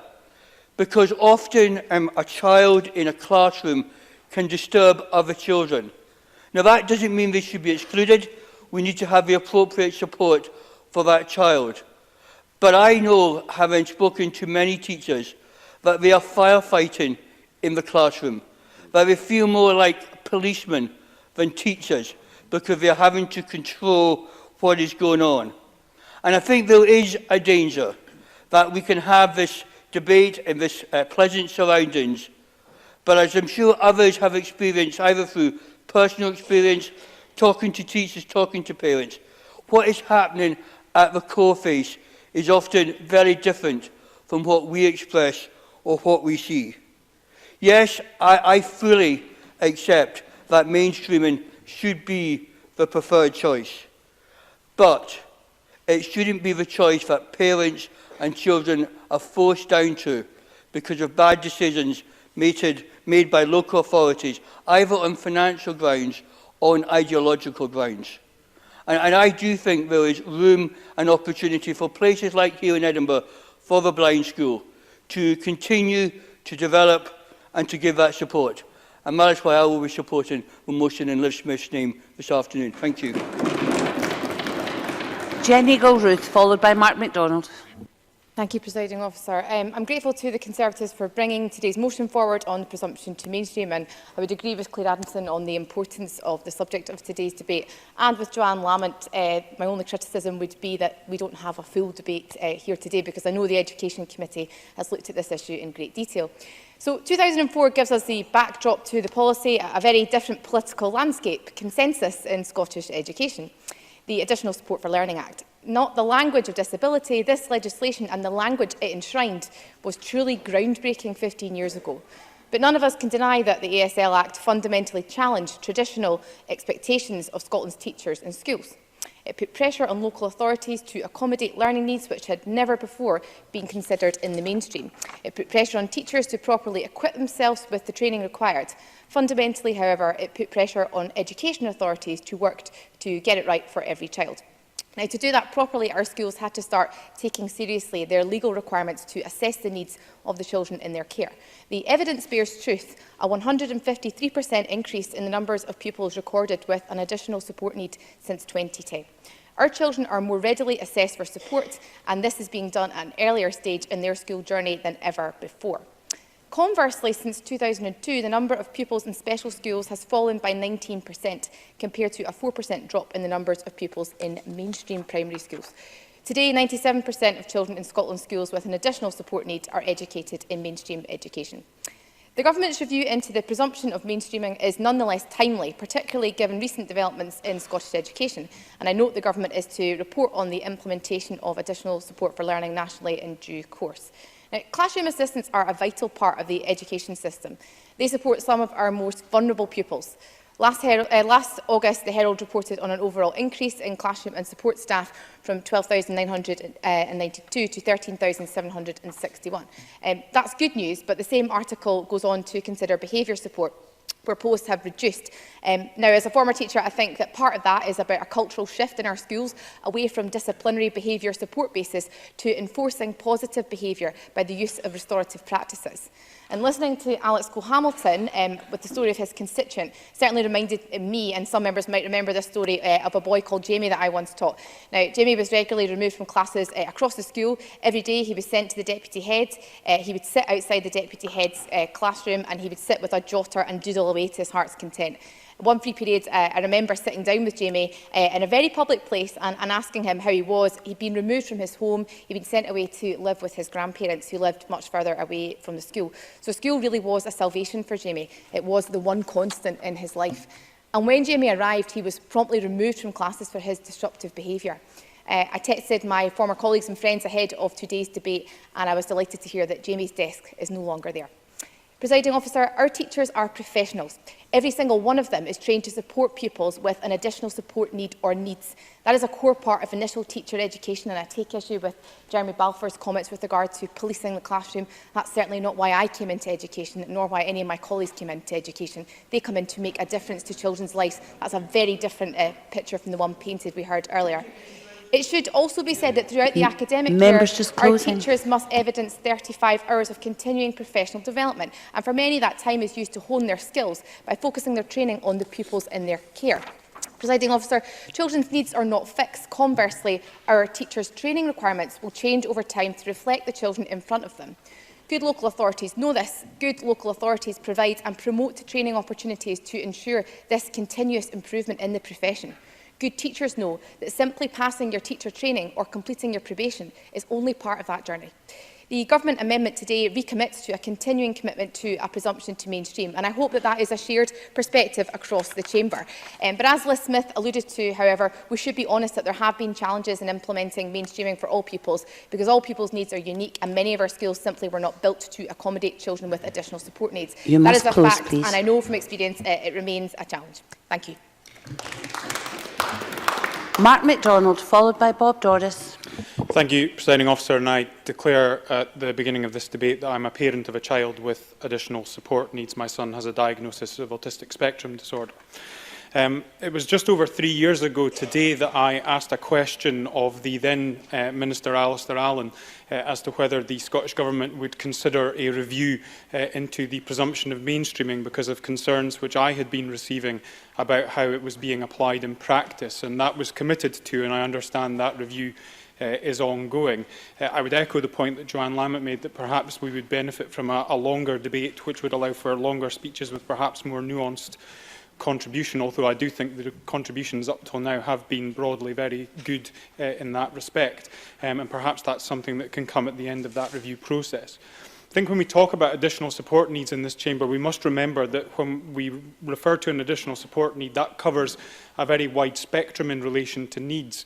Some of those needs will be transient in nature, some of them will require very minimal support, and some will require only short-term support, but others will require intensive and ongoing support. But it's important to remember when we talk about percentages and figures that those figures cover a very broad spectrum in relation to need. But this debate, I think, is rightly focused on those children with the highest tariffs of need and those children for whom perhaps the support is not being provided that ought to be.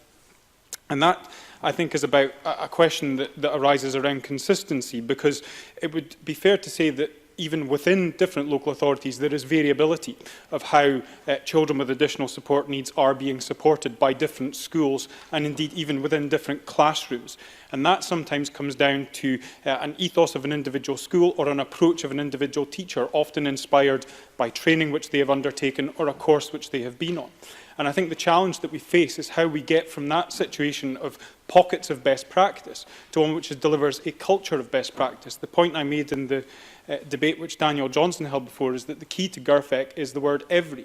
It's not about getting it right for the majority of children, it's about getting it right for every child. So if there are children for whom the system is not working properly, we must work to make sure that the system does work for them.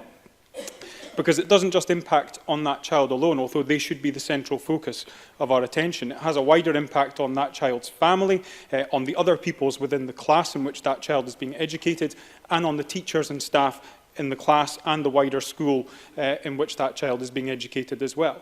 And it's important to note that families and parents who come to myself, and I suspect to other members in relation to their surgeries where cases have arisen where things have fallen down, often feel that they are ignored and sidelined and are not included properly as partners in their child's education, because we must remember that parents should be seen as partners given the important role that home has as well as school in that child's educational performance. But too many parents feel that their concerns are not taken on board, are not addressed properly, or are dismissed out of hand, and that is something I think that needs to be reflected upon.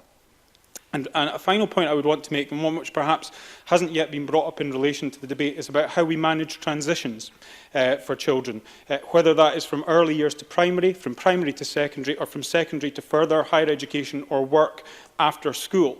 These are very different environments that children are moving from and into, and if the transitions are not managed appropriately and the changes that they are going to experience are not properly explained and catered for, those children can find that while they have coped perfectly well in a mainstream environment in one educational setting, it can all fall down very quickly in another educational setting because those changes are not suitably planned for. I would say that in relation to my own constituency, I would encourage the Cabinet Secretary. I have written to him about whether he would consider coming to visit Orchard Brae, which is the 3 to 18 campus that Aberdeen City Council have set up for specialist education, which looks very clearly at that whole life journey and preparing for appropriate transitions. But I would just finish on one quote, Presiding Officer, from Charlene Tate of Scottish Autism, who tweeted recently a sentiment that I think sums up how this debate should be framed. Inclusion is about how you feel, not about how you sit next to, and that should be the guiding principle which flows through this debate. The last of the open debate contributions is from Bob Doris. Thank you, Presiding Officer. Let me begin by acknowledging the constructive manner by which Liz Smith has raised this very important issue here this afternoon. I also absolutely agree that we must distinguish between inclusion and mainstreaming. They can be the same thing, but they're not always the same thing. Mainstreaming without the support required is counterproductive to a young person, their family and the wider learning community within that school. Mainstreaming without the required support also drives up demand for specialist schools by some young people who may potentially be well served and flourish in a mainstream inclusive setting, but only if the correct support is actually there. I welcome the Scottish Government funds available, I'll say more about that in a second, and the soon-to-be published revised guidance to councils to drive up consistency and standards across all local authorities. I would ask how that guidance will actually be monitored once it's implemented, and how councils are actually audited in how they perform in relation to that guidance, or else it just simply becomes guidance sitting on a shelf. I think Joanna and Claire Adamson raised some very important points about how we monitor and capture the information out there and the challenges around that. I think briefly on resources, let's just be honest, they are finite and we could certainly do with more. That's self-evident. Different councils place different levels of priority and investment on inclusive mainstreaming and specialist school provision, which we must remember is also a valued part of the wider school estate. So we want national consistency. In some areas, it's easier to get an assessment than other areas via the local authority and the NHS. So it's difficult to actually ascertain the level of additional support needs in different local authorities. We're not always comparing apples with apples. How does all of this feed into the funding formula for local authorities or health boards? If we do start picking about that funding formula, then I have to say sometimes pork barrel politics in terms of how money is moved across the various regions and local authorities of Scotland comes into it through self-interest. There should be no self-interest when looking at additional support needs. The interest is the best for the young person and their families, and we all talk about local flexibility. Well, I have to say, if we're going to get national standards, there could be constraints on councils. Let's just acknowledge that. I want to use the second half of my speech in relation to a mum I met this morning. I know her quite well. I have a primary 7 child who is on the autistic spectrum. This woman has got a skill set and a determination and a knowledge to fight for her son's rights, and she certainly does and succeeds in that. Her son is now approaching a vital transition period, attending a specialist school on a co-located campus. Her son hopes to attend a mainstream secondary, but with a special support unit within it. Whilst mum would have preferred a secondary school with a more local support unit, there's that certainty there over where her son would go. But however, Glasgow City Council has decided to move that support unit from one secondary school to another secondary school. It's unclear how many staff will be redeployed to that second school. It's unclear what the structure of the support unit will be like. And that young person and his family need certainty in relation to planning for their transition, which could potentially be undermined. So I just wanted to raise that here today, because it's not just about the quality of provision in our schools. Of course it is. It's also about planning for transition for young people and their families. And when we do seek to improve, reform, update, advance, progress, whatever system we have across 32 local authorities, we have to do it with the wider community, and we have to do it for the long term and make sure the voices of those living with autism and other additional support needs and their families are at the heart of that. So in important aspects such as transitions, families don't lose out. We move to the closing speeches. I call Mary Fee for up to 4 minutes, please. Thank you, Deputy Presiding Officer. I welcome today's debate to reaffirm our support for mainstreaming, support that's been shown from all of the speakers in this debate this afternoon. Presumption to mainstream is an important feature of our education system, benefiting children with additional support needs, creating a more inclusive system for all. And can I thank Inclusion Scotland and Enable Scotland for their very informative briefings ahead of today's debate. And my closing remarks will focus on some of the issues that they have raised in their briefings. And I will reflect on the challenges that have been highlighted by Inclusion and Enable to give an extra voice for the people these organisations represent. One of the main challenges for schools with mainstreaming is resourcing. That's why we've tabled an amendment to reflect the impact that cuts have had on promoting and maintaining mainstreaming. Mainstreaming in itself does not necessarily mean inclusive education. Cuts to learning support staff, including teachers and other support workers, will further disadvantage disabled pupils and restrict their full inclusion. Not my words, but the view of Inclusion Scotland. 122 specialist teachers have been lost since 2014, whilst the number of pupils with additional support needs has risen by more than 40,000. And that is simply unacceptable. It's unacceptable for children with additional support needs, unacceptable for other pupils, and unacceptable for teaching staff facing further pressures to support all of Scotland's children. And a recent EIS survey revealed that 52% of teachers say supporting pupils with additional support needs has caused stress in the last 12 months. And when asked to agree or disagree with the following statement, the provision for children and young people with additional support needs is adequate in my school, over 78% of teachers disagreed, with 42% of teachers strongly disagreeing. This is the view of the teachers that are working in our classrooms each and every day, meaning that children with additional support needs are not being given the education they need to learn and prosper. Inclusion Scotland revealed that over 10% of school leavers with additional support needs leave school with no qualifications at SQVF level 3, compared to less than 2% of children with no additional support needs. And simply being present in a mainstream classroom does not mean that you are included. Again, not my words, but those of Enable. To ensure that mainstreaming works for children with additional support needs, there must be quicker and effective assessment of their needs. If not, we continue to create barriers for many children with additional support needs to be included and to be actively involved. And once more, this all comes down to staffing and resourcing.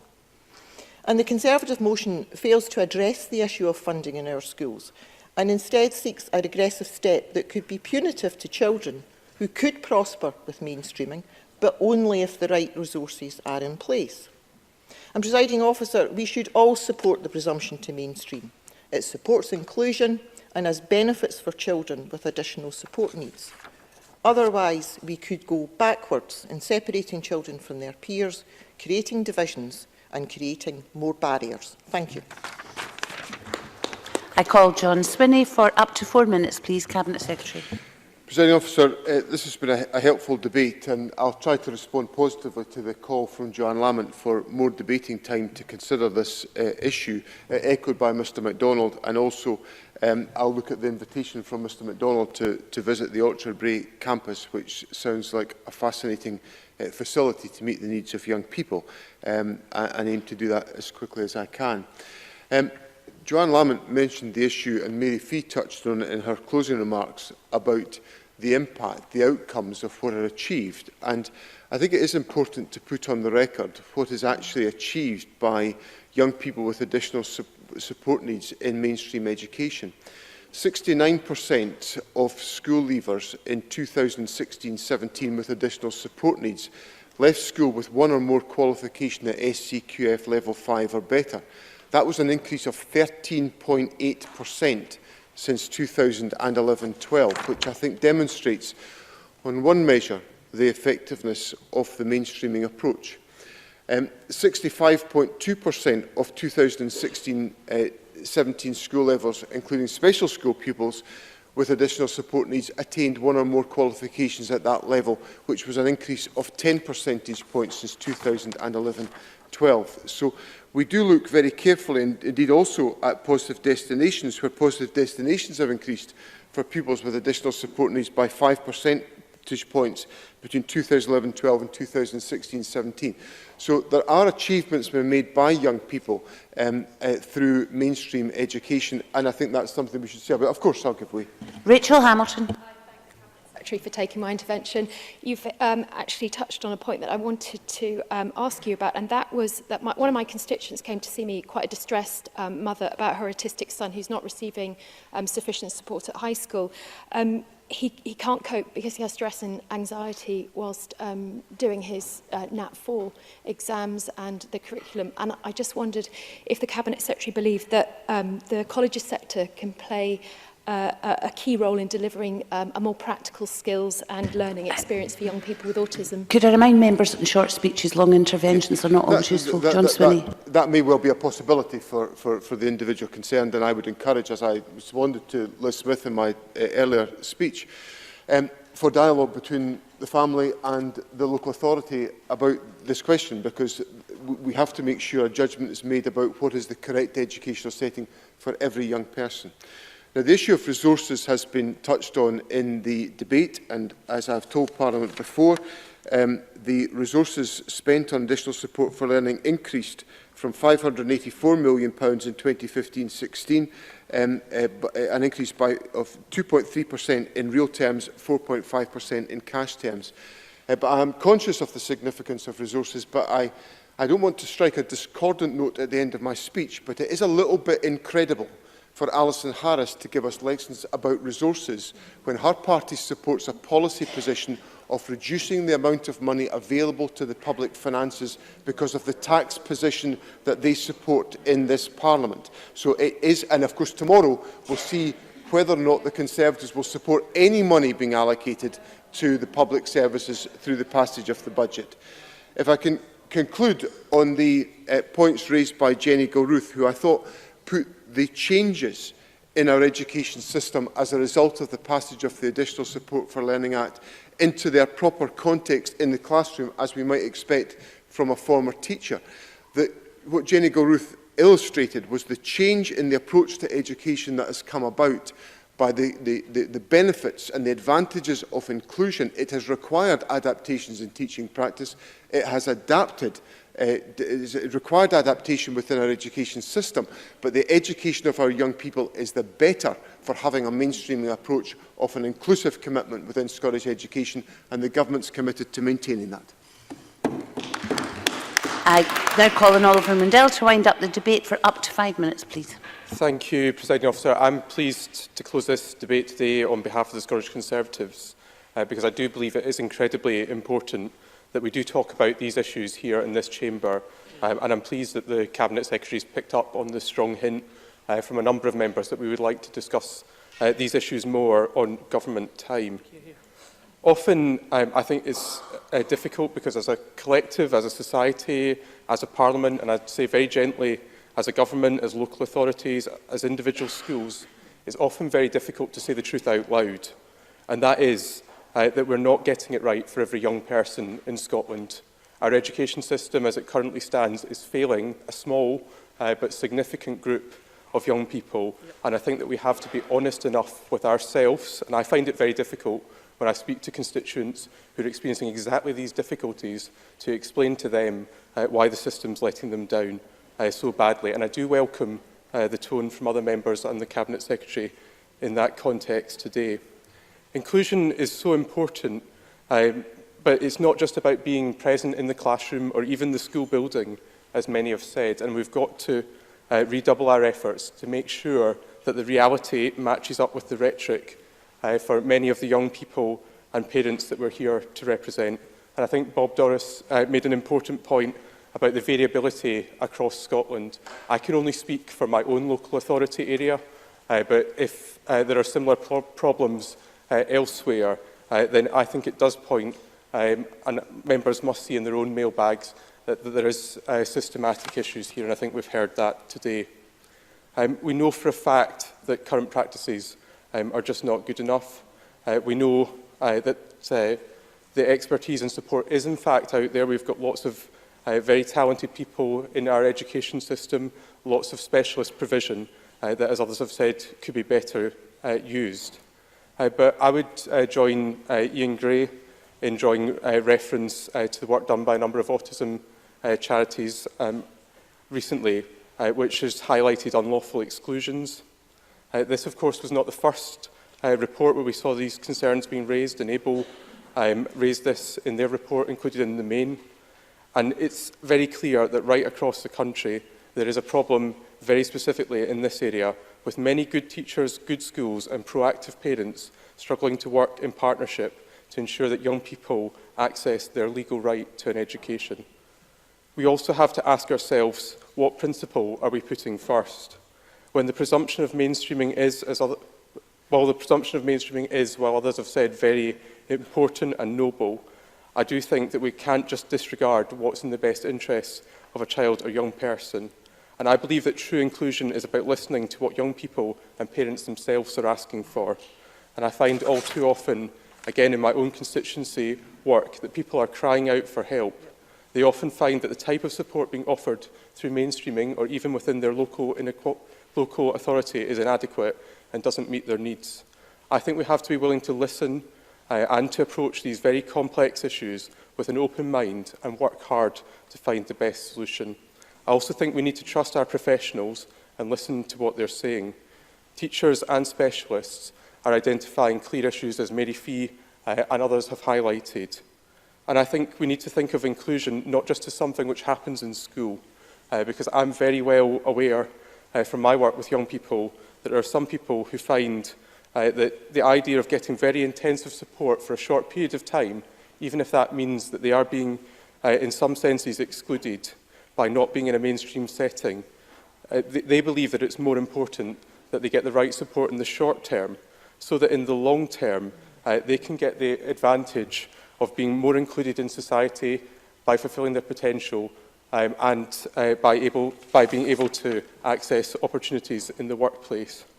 And I say that because we have to find the right balance. Sometimes being excluded from a mainstream setting in the short term to access specialist support can offer more in the long term.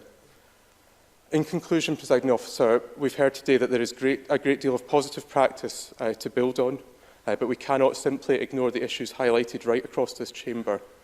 And no one has said these issues are easy. We must be willing to embrace the challenges, or things will not get better. Inaction and simply saying that we have noble policies in place is not enough. I commend the Scottish Conservative motion to the Chamber. Thank you. That concludes the debate on the presumption to mainstream, and it's time to move on to the next item of business.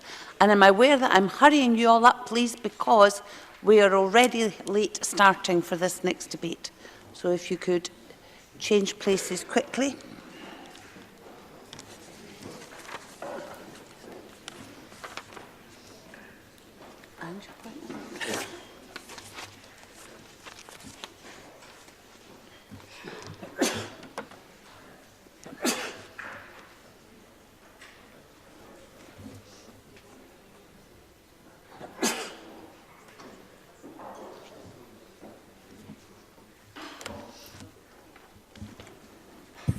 The next item of business is debate on motion 15615 in the name of Liam Kerr on tackling antisocial behaviour.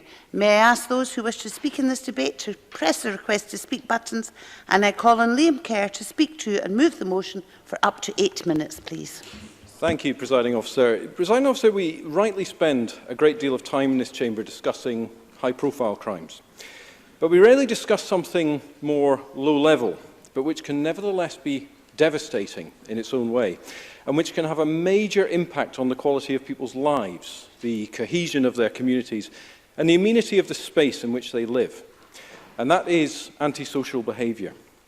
Presiding Officer, we've all experienced this at one time or another. People coming into the garden or the stair and relieving themselves, or smoking. The guy so drunk he can't stand shouting at kids. The neighbours blasting out music that reverberates the floor, the window of the community centre being panned yet again, your local corner shop being tagged with spray paint, coming out the next morning to find every car in the row keyed. Now, I've actually witnessed all of these incidents in recent months in Aberdeen, which is not surprising because statistics show there are around 41 incidents of antisocial behaviour per day in Aberdeen. In fact, throughout Scotland, there are nearly 1,000 incidents of antisocial behaviour every day. And those are just the ones reported to the police. That is over 340,000 antisocial behaviour incidents last year. And it's increasing. The overall number is up 5%, disturbances up 9%, noise incidents up 5%, vandalism up 5%. Presiding Officer, these are not the big ticket issues. They don't make the evening news headlines. But make no mistake, these kinds of incidents on a repeated and escalating basis are inconvenient for some, aggravating for others, but debilitating and terrifying for many. Lying there each night knowing the music will probably come on at some point, so even if it doesn't, you can't relax. Or listening as you hear the muted conversations on the corner outside your window, punctuated by the smashing glass. We also know from the Crime and Justice Survey that deprived communities still suffer the most from crimes like vandalism, litter and property crimes. And if we allow this to continue unchecked, we're telling communities they do not deserve to live free of this low-level intimidation and disruption, that they are not worthy of a safe and stress-free environment, and that we will continue to allow their community cohesion to suffer, while sending a signal that more serious criminal activity will similarly go unchecked. Yes. Maureen Watt. I thank the member for giving way. Will he join me in congratulating organisations like Street Soccer, run by RGU in Aberdeen, who will go into areas where, in conjunction with the police, into areas where they are experiencing that type of antisocial behaviour he describes? Liam Kerr. Yes, absolutely. I will congratulate that organisation. I'm very familiar with the work that they do in Aberdeen, and I've no doubt there are many such organisations throughout Scotland that are worthy of merit. But I do think that we do need to try something new to arrest the fact that such behaviour is rising. Because we are telling the elderly, the parents with young children, the night shift worker trying to sleep during the day, that the impact on them, on their community, on their health of antisocial behaviour is not important enough to be dealt with. Now, we don't think this is being taken seriously enough, and I hope that by backing our motion today, the other parties will show that they agree. Presiding Officer, since 2004, under the Antisocial Behaviour Act, police officers have the power to impose a fixed penalty notice to people aged 16 and over who are behaving in an antisocial way. There are three key advantages to an on-the-spot fine. It is a swift and effective punishment for low-level antisocial and nuisance offending. It's a highly visible deterrent to others, and it frees up police officers to spend more time on our streets dealing with perhaps more serious crimes. It is a fine of £50, payable within 28 days, failing which it will go up to £75 and become a court debt. Once paid, the matter is over. A short, sharp shock with no criminal record attached. Fixed penalty notices are an important tool, forming part of a wide range of powers which enable the police and local authorities to exercise judgement when tackling antisocial behaviour. The words of Ash Denham, the Minister, just last week, and I agree. But antisocial behaviour is rising, whilst at the same time fixed penalty notices have declined by 75%, from around 55,000 in 2013-14 to around 11,000 last year. There seems to be a disconnect, and the motion which I move in my name seeks to provide a solution. Presiding Officer, in England and Wales they have a similar scheme with a crucial difference. Penalty offences are divided into lower and upper tier offences depending on seriousness and attract penalties of £60 and £90 respectively. In Northern Ireland, there's a two-tier system. The fine is £45 or £85 depending on severity. Briefly, please, Mr. Johnson. Daniel Johnson. I think the member makes good points, but I was wondering if you'd acknowledge the fact that it's not necessarily simply a cost-benefit and an increase may disproportionately impact those who are least able to afford it. Liam Kerr. I don't know that it will automatically disproportionately impact, but I do think that the member is starting to raise an important point, and I note the amendment that the member has put in to the motion, which I think there is merit. And I'll listen to the debate as we go through, but I think in principle the points that he's going to make are supportable by the Scottish Conservative Party this afternoon. In Scotland, there was a review of fixed penalty notices which concluded that whilst police felt that having them gave greater opportunities to deal with antisocial behaviour, the existing fines are insufficient for more serious behaviour. So my motion is a simple proposition which I think can remind those communities blighted by antisocial behaviour that this Parliament has not abandoned them, and simply ask Parliament to support the principle of an increased penalty for those incidents of antisocial behaviour which are more serious. Now, looking at the English model, this might include things like possession of and throwing fireworks or breaching a fireworks curfew. And I know that the Minister's concerned about this, so this is a solution. Criminal damage of less than £300, minor shoplifting on a first offence, selling alcohol to an under 18. And I know Daniel Johnson is rightly concerned about shop workers, so this is a solution. This will ensure more crime can be punished, direct, swift justice is delivered to low-level offenders, ensuring a direct link between offence and punishment, and it's a more effective deterrent than we currently have. Now, for the purposes of debate, I've suggested, I really can't remember my last minute, Minister, I've suggested that whilst the £50 baseline is retained, the more serious tier be fixed at £100. I base this on the rest of the UK, and I genuinely believe there's a more deterrent value, but I would be interested to hear members' views on whether that's the appropriate level. Presiding Officer, everyone deserves to live in a safe community, free from the menace of vandalism, noise, disruptive drunken behaviour. A higher level of fixed penalty notice for more serious antisocial behaviour is a straightforward piece of secondary legislation which gives constables on the ground the tools they need, delivers instant justice for victims and communities to counter the feeling that low-level offending is ignored, and ensures a strong, immediate link between the behaviour and the punishment. And perhaps most importantly, given that it is often the most vulnerable, such as the elderly, who are most intimidated by antisocial behaviour, we will send a signal that we will protect those people from the behaviour that blights their communities. Presiding Officer, by increasing the fixed penalty notice for the worst antisocial behaviour, it is time to make the fine fit the crime. Thank you. That's all very well, Mr Kerr, but would you like to move the motion? I move the motion in my name, Presiding Officer. I now call on Ash Denham to speak to and move Amendment 15615.2. Thank you, Up to Presiding 6 Officer. minutes.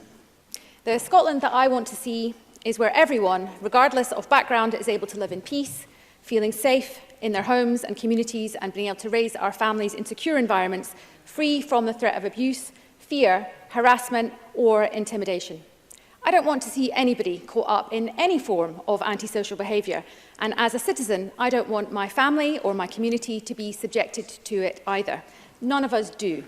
And that is why the Scottish Government and its partner organisations are keen to continue to deliver effective ways of tackling antisocial behaviour and also its causes.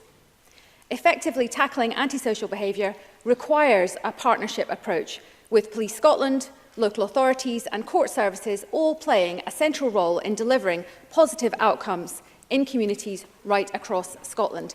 And there is much truth in the old adage that prevention is better than cure, and that is why we must never lose sight of the fact that prevention activities, including early interventions, must work hand in hand with robust criminal justice legislation. We've seen evidence of a long-term sustained reduction in the experiences and in the perceptions of antisocial behaviour in communities across Scotland.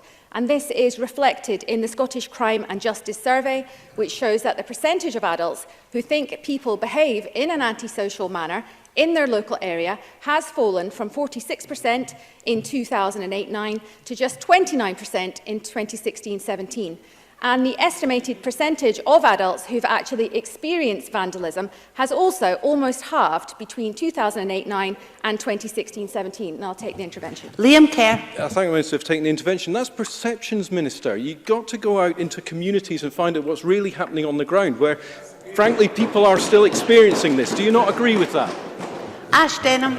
All the evidence suggests that there is a long-term sustained reduction in all crime in Scotland, including antisocial behaviour. All the evidence, and the member would be wise to look at the data on this and he would see that for himself. However, we are not complacent and remain absolutely committed to ensuring that our justice partners have the powers to further reduce antisocial behaviour. And it's absolutely vital that we continue to build on the diversionary and preventative work undertaken over the last decade, work that develops the skills and resilience of our young people and helps to make them to make better, positive life choices. So since 2008, we've committed 92 million to the Cashback for Communities and other community initiatives, delivering nearly 2 million activities and opportunities for young people across all 32 local authorities in Scotland. £17 million from Cashback for Communities has been committed for the period of 2017 up until 2020, with a focus on tackling inequalities and providing opportunities to raise the attainment, ambition and aspirations of young people from areas of deprivation across Scotland. We've also invested over £3.4 million since 2009 for delivery of the No Knives, Better Lives campaign and programme. This programme is informed by and complementary to wider youth diversionary interventions and activities that aim to prevent antisocial behaviour and offending occurring in the first place. The Mentors in Violence Prevention programme is currently being developed in 140 schools across 22 local authorities, helping to lead young people to more positive destinations. And where young people are involved in or at risk of offending, we remain committed to an integrated whole system approach, tackling deeds whilst also taking account of wider needs. And this approach is driving improvements. And in order to support our continued commitment to early intervention, to prevent offending, to cut reoffending and to keep young people out of formal systems as far as possible, we've also committed £1.6 million over 2 years for all local authorities in Scotland to support, renew and extend the whole system approach, allowing for continued partnership working and strengthening links between youth justice, community justice, education, the third sector and children's services, as well as, where possible, extending the whole system approach to young people aged 21 and up to the age of 26 for care-experienced young people. And this funding is making a real difference in communities. I'll give away. Jamie Green. I thank the Minister, and I hear everything the Minister is saying, but I haven't heard a single reason, not one single reason, why you do not support the concept of a higher penalty for more serious offences. Could you please furnish us with some detail as to why you don't support the motion? Ash Denham. Well, the first thing I would say is that fixed penalty notices are only one part of an integrated approach in our justice system. And there's no evidence at the moment to suggest that a higher penalty notice would have the desired effect that the members are seeking. I would say that we are always listening to our justice partners, and we keep this under review, and we will speak to them about this, and we will ask them, because they are the experts in this, as to whether it's something that they would consider. At the moment, we have no plans to raise it, but we will keep it under review. Presiding officer. For example, in Fife, a social work assistant is being employed to make connections with schools, strengthening the operational links between those schools and Fife's diversion group. And in South Ayrshire, the money will be used to extend their garden project, which is targeted at young people aged 15 to 18 and up to 26 years old for care-experienced young people who are at risk of offending or have been engaged in low-level offending. These young people are learning new and transferable skills, like how to communicate better in a group, how to work together in a team, skills that will support these young people as they move to positive adulthood. So while fixed penalty notices are an important tool in our response to antisocial behaviour, they form only a part of the wide range of powers that already exist to tackle antisocial and criminal behaviour. And our approach is robust, it's holistic, and we will continue to build on this to deliver the Scotland that we all want to see. And yet again, that's all very well, but would you like to move your amendment? Formally moved, Presiding Officer. I now call on Daniel Johnson, third time lucky, Thank to speak you, to and move Presiding amendment. Officer, and I will start by moving the amendment 15615.3. And I move that very amendment in my name. I think this is an important debate for actually very much the reasons that Liam Kerr set out in his opening speech. While much of the time when we talk about crime in this place, it's the big crimes, very often it's actually the lowest level activities which have the biggest impacts in our communities. So I think it's right that we examine the measures that we have to tackle these things. But also, I very much agree with many of the sentiments that the Minister set out. I think Ash Denham is absolutely right. We must focus on prevention because ultimately that is the way that we reduce crime. But it is very much the approach that Labour took in its time in government, and indeed antisocial behaviour orders were established by the last Labour government, and I would argue are very much a key component of the many reasons and the multiple factors, both these and beyond these, why we have observed a long-term decrease in crime. But we can have no complacency, which is why I think we need to look at this. So while we support the broad thrust of this motion, we do have reservations about it, which I will detail later on. But if we look at antisocial behaviour itself, these are problematic behaviours, ranging from behaviours which we might characterise as neighbours from hell through to littering, youth nuisance, drunken and disorderly behaviour, vandalism. And these can have real impacts in our communities. And indeed, my colleague Claire Baker will set out some specific issues that she faces in her area. And the key characteristics of these are behaviours which may be low level, below the threshold of criminality, but they have a much wider disruption.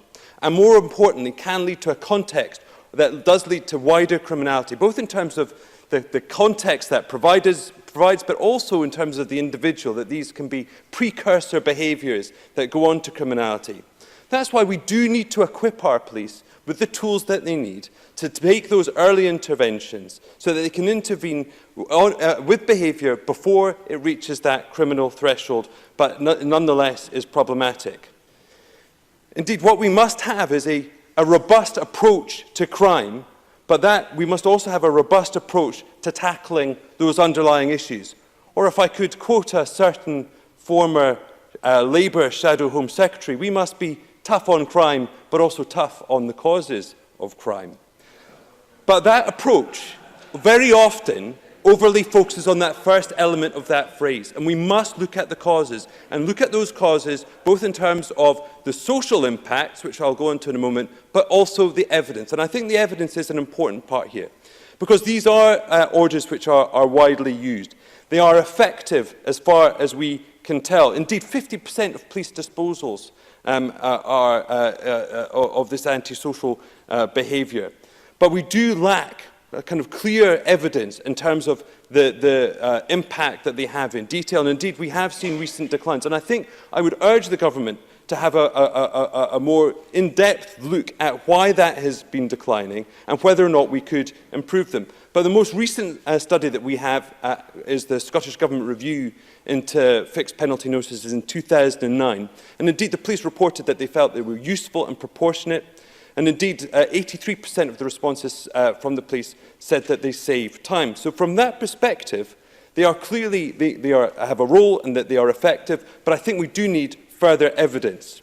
Which brings me to the Conservative motion. As I have alluded to, I do believe it has merit, but it is narrow. It overly focuses on one particular measure. And I think, as the Minister pointed out, and I would certainly agree, we need to look at a broad range of measures if we are going to tackle these behaviours and tackle them early. But we must also look at the context. And I think it is hard to escape from the conclusion that poverty has a clear and direct impact on many of the behaviours that we're looking. And I think we do have a danger of compounding those if we simply increase the penalties that are set without any reference to that wider context.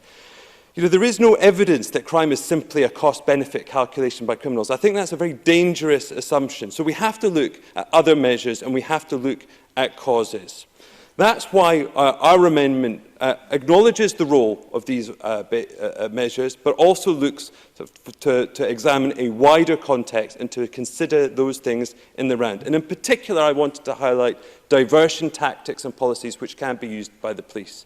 And whether those are diversion tactics around housing, the Dundee Families Project and the Shelter Inclusion Project are very good examples where police use powers to divert families towards those sorts of services, or in drugs. And in England and Wales, there's some very good practice, and even in Somerset and Thames Valley, where people are directed towards drug counselling and other services to divert people away from those behaviours, and indeed other diversion strategies around social services. Likewise, the government amendment has many merits, and I'll conclude. However, I am, given that it preempts mine, we will not be supporting it as it votes, but if it passes, we will be supporting at decision time. So we must give police the tools, but we must also acknowledge the causes and context within which these behaviours take place. Thank you. John Finney, 4 minutes, please. Thank you very much indeed, Presiding Officer. I think it's a timely debate. Antisocial behaviour blights all of our communities, and I certainly understand that and the impact it can have on a number of people. And I think there's a role for all of us to play in relation to that. With regard to the police, the primary function of the police, of course, is to guard, watch and patrol to prevent crime. And I think a visible police presence and active citizens supporting the police is an important thing, that's to be said. I do wonder what it is the Conservative, my colleague Liam Kerr, is trying to achieve in respect of the motion, and indeed what the gauge of success will. If it maybe lets me build on the issue, I'll explain why. I have in front of me here a fixed penalty notice, and can I tell you? Yeah, no. It's one of a range I could have called on. It doesn't actually have my name on the top, but if I say a couple of important phrases out of this notice, excuse me please, this allows acceptance of the notice, this allows for the matter to be concluded by way of a fixed penalty, to be concluded. Any liability for conviction of the offence is discharged, now people would understand that, and then it goes on to say no discussion or review of the facts of this case can thereafter take place. Now, that contrasts with the situation where, if the matter were reported, of course there's a role for antisocial behaviour orders, but when, for instance, Mr Kerr said, he talked about repeated offences. Well, if someone repeats an offence, if someone refuses to desist from offence, the appropriate action is for a police officer to arrest them, and you'll understand that. Escalating, again, there's an opportunity for intervention. There's particular methods, and these are some of the things I picked up from Mr Kerr's speech when he talked about deprived communities suffering the most. And I would align myself with Daniel Johnson's comments in relation to that. And that's a wee bit askew with the notion about community cohesion. Community cohesion requires us all working closely together. Now, so when Mr Kerr talks about trying something new, there is nothing new in this. And indeed, from a couple of the parties, I heard rehash of old phrases from past campaigns. There's nothing new in trying to deal with issues of drunkenness and deal with issues of addiction. And the very notion that what you would do with someone in a drunken state is try and reason with them and hand them a bit of paper, and that they would have some regard to the penalty that comes from that, I simply think isn't the case. So I'm very supportive. Yes, of course. Liam Kerr. I understand the point being made, I do hear that, but this would be new to Scotland because, of course, in the rest of the UK we've got a two-tier system. We don't have that here. Does the member not agree that it's definitely worth trying because it's only secondary legislation after all? John Finney. No, the member doesn't agree with that. I think had this been about looking how we uprate the option, as we could with the scale of fees for fines, that might be something. But the reality of the situation is someone that is under the influence of drink or drugs is not going to be influenced by the fact that it's two figures with a pound sign beside written on a note, or three figures. The reality is we have to deal with things differently. Now, the tremendous thing that's changed from my days in the police is rather than try and resolve something there and then, so with domestic abuse, take the offender out, it's a problem-solving approach that's adopted. The problem-solving approach isn't to go to someone and have this piece of paper saying that's the matter concluded. Often there are underlying reasons connected with us. These reasons may well be about addictions, about the pressures, poverty, as we've heard. So I don't think this is the way. I don't think this. What is the way is some of the routes that were suggested by the Minister about some of the great community campaigns, which Mr Kerr acknowledged have a role to play in this. So I think that's the direction of travel. And we had an amendment which wasn't taken, which was along the lines of Daniel Johnson, which is it's very important these issues and these schemes are properly resourced. So we will be supporting the government, but not the Conservative motion. Thank you. Thank you, Mr Finney. And I call Liam MacArthur. Thanks, Presiding Officer. And I would also like to thank Liam Kerr for bringing forward this helpful debate, not least in allowing John Finney to come clean about his past history of fixed penalty notices.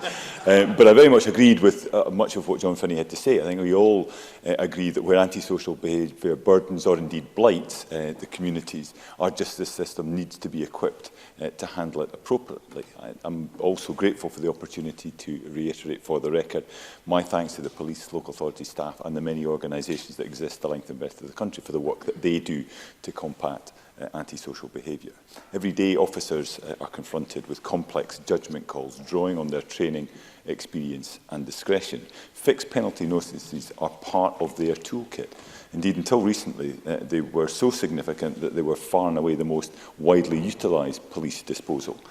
The rationale for their popularity was clear. Both the police and prosecution services could save valuable time and scarce resources by administering an on-the-spot fine.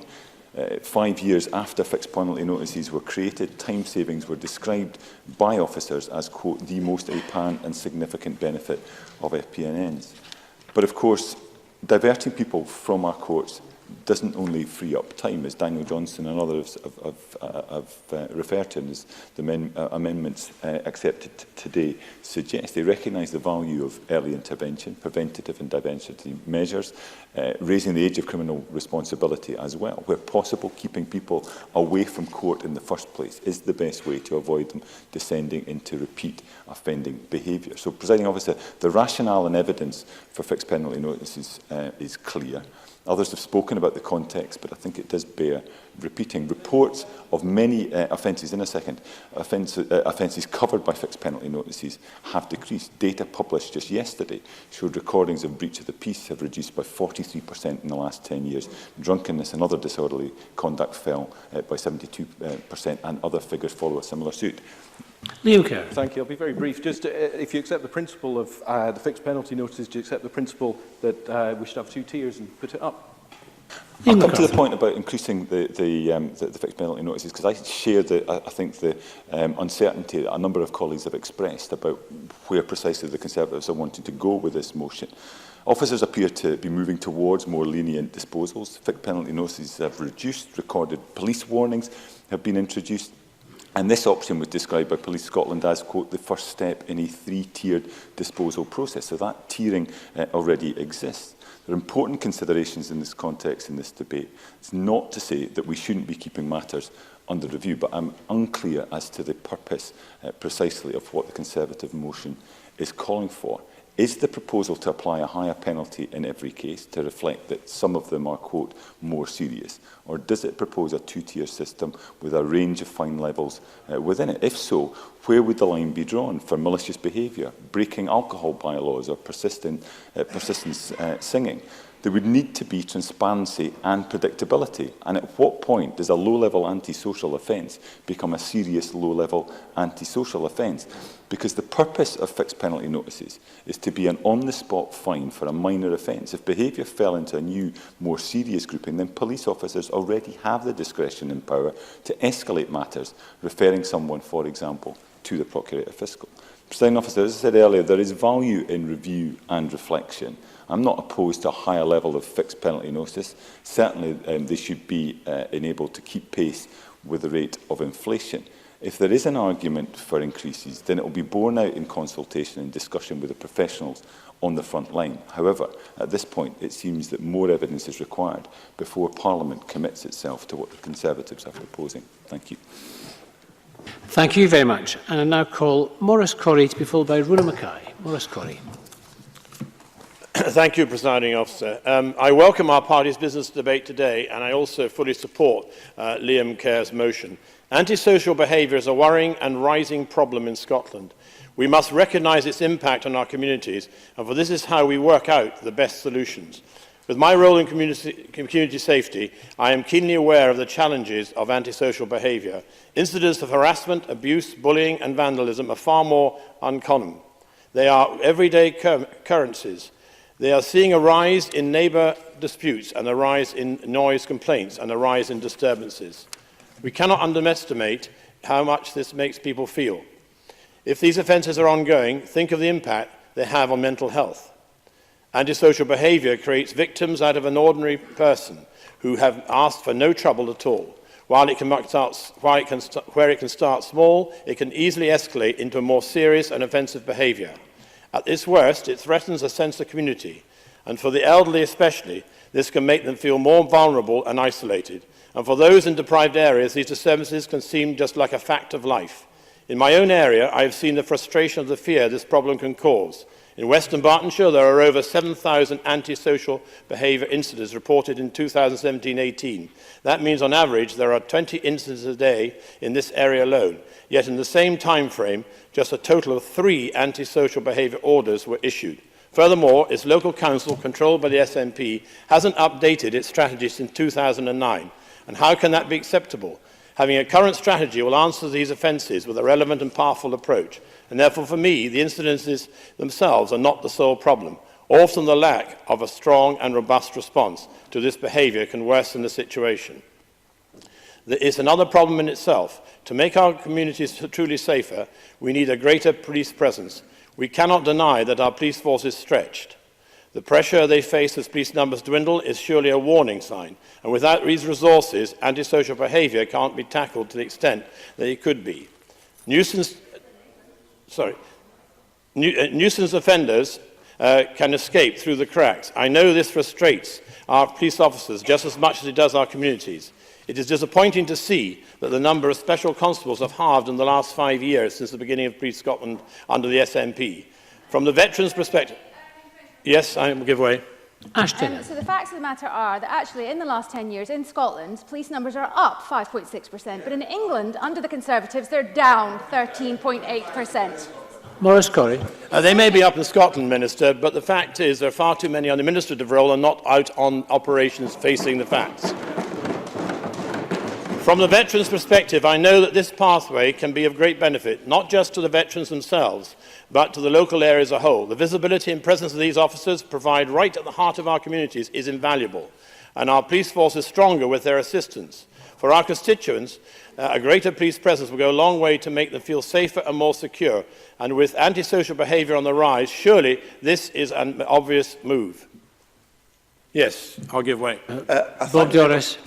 Thank you for giving way. I wonder if the member could tell us how much more money the Conservatives would spend on Police Scotland, where that money would come from, and whether that means the Conservatives will now cancel their tax cuts. Mr Corrie, but you've only got half a minute to do so. We obviously will see what the budget debate comes forward tomorrow and what's said on the other side and with the case that we put forward. But what we're saying is put the money where it matters, and that is on the street. In other words, we see more police presence. And to equip these police officers, we need an increased penalty notice. Fixed penalty notice. As we have heard, the number being issued is at an all-time low, and these fines seem to be the best way to stop offenders in their tracks. It allows police officers to take swift action against more serious behaviour. It meets justice and it can be delivered on the streets, a clear and quick deterrent that matches the crime. And of course, early intervention would be ideal in stopping antisocial behaviour from happening in the first place. But we are talking about how it should be dealt with once the harm has already been done. And for the victims of such crime, it's important that they get fair justice they deserve. For their sake, I hope the government will encourage this move. And to conclude, Presiding Officer, antisocial behaviour goes further than being a nuisance. It is simply not right that our communities can feel less safe nor listened to. It is an injustice if these offences go unchecked, and with the most up-to-date strategy in place, linked with fines, which tackle the crime on the spot, I believe is the best way forward, and it is how we can make our communities safer and better places to be. Thank you. Thank you. I call Rona Mackay to be followed by Claire Baker. Rona Mackay. Thank you, Presiding Officer. At the start of my contribution to this debate, I'd like to say something which I believe can achieve consensus right across the Chamber. Police Scotland do a fantastic job keeping us safe and fighting crime, and we owe them a huge debt of thanks. So the Conservative motion today asks Parliament to support a higher level of fixed penalty notice for more serious antisocial behaviour. But like John Finney and Liam MacArthur, I'm a little puzzled as to the detail of this motion, or where the evidence is that a higher level of fixed penalty notice would reduce offending or reoffending. Liam Kerr's motion advocates doubling the on-the-spot fine from £50 to £100 for more serious offences which are not deemed serious enough to go to court. But my questions are, how and who defines how serious these offences are if they're not going to court? Is that judgement simply down to the police dealing with the incident? And if so, who would monitor this? Is this not another responsibility to impose on our hard-working officers? Of course, Presiding Officer, I agree that antisocial behaviour is distressing and causes chaos in daily lives and communities, the type of behaviour that ranges from neighbour disputes to vandalism and everything in between, as Liam Kerr and Daniel Johnson outlined. But given that a large proportion of these crimes are caused by young people who may have lost their way or are facing adversity in deprived communities, they simply may not be in a position to pay £50, far less £100. And I agree with Daniel Johnson on his comments on this. Having said that, the figures released today from the Howard League Scotland indicate that the number of young people becoming involved in the justice system is reducing, not just in Scotland but globally, which is very welcome news. Presiding Officer, I do believe early intervention, starting with education in school, is one way to reduce antisocial behaviour, as well as a change of culture to encourage a culture of respect among adults, to stop and look at the selfish way they're behaving, which upsets people. And if we attempt to find out why people, adults or children, act out in this way, it may help us to reduce incidences of antisocial behaviour. And well fixed. Yes. Very briefly, does Rona Mackay think it's acceptable that SNP-run Glasgow Council's latest antisocial behaviour strategy is dated 2005 to 2008? Rona Mackay. Well, I think the figures have to speak for themselves. I mean, we are tackling... The initiatives outlined by the Minister shows that we are tackling the causes of antisocial behaviour. And, you know, I'm not sure that that's entirely relevant. So well-fixed penalty notices are important. They're just part of a wider range of powers and initiatives to tackle antisocial behaviour. Presiding Officer, I'm pleased to say that in my constituency in Eastern Bartonshire, unlike Liam Kerr's, crime is down right across the board, with reports of antisocial behaviour down 4% from last year. I hope this trend continues, and I can commend the work done by our local officers. Presiding Officer, the 2018-19 draft Scottish Budget increases funding for police services by around £25 million compared with previous years. Of course, this is helped by the change to the VAT status, meaning we're not unfairly charged, but back payment of £175 million would be a considerable boost to the budget. We will continue to put pressure on Westminster to return this to us. Presiding Officer, budgets and stats are for politicians, and I recognise that people are more concerned about the reality of life in the streets. And I agree we should be doing everything we can to reduce antisocial behaviour. I'm just not convinced this is the way to do it. We are on the correct trajectory when it comes to dealing with crime in Scotland. It can never be eradicated, but if we have a dedicated and professional force producing encouraging results, we are on the right track. Thank you. Thank you very much. And I call Claire Baker to be followed by Richard Lyle. Thank you, Presiding Officer. I welcome the opportunity to speak in today's debate. Antisocial behaviour is a blight on too many communities and causes significant disruption to people's lives. Today's debate is a welcome opportunity to tackle and consider how we tackle such behaviour in ways which are effective, proportionate and preventative. I want to raise a particular issue that illustrates the challenges we face in addressing antisocial behaviour. In recent years, we have seen an increase in the popularity of off-road vehicles, such as quad bikes and scramblers, partly because it is easier and cheaper to buy them online and from overseas. I appreciate that riding quad bikes and dirt bikes is exciting, but those buying them must appreciate that there are restrictions.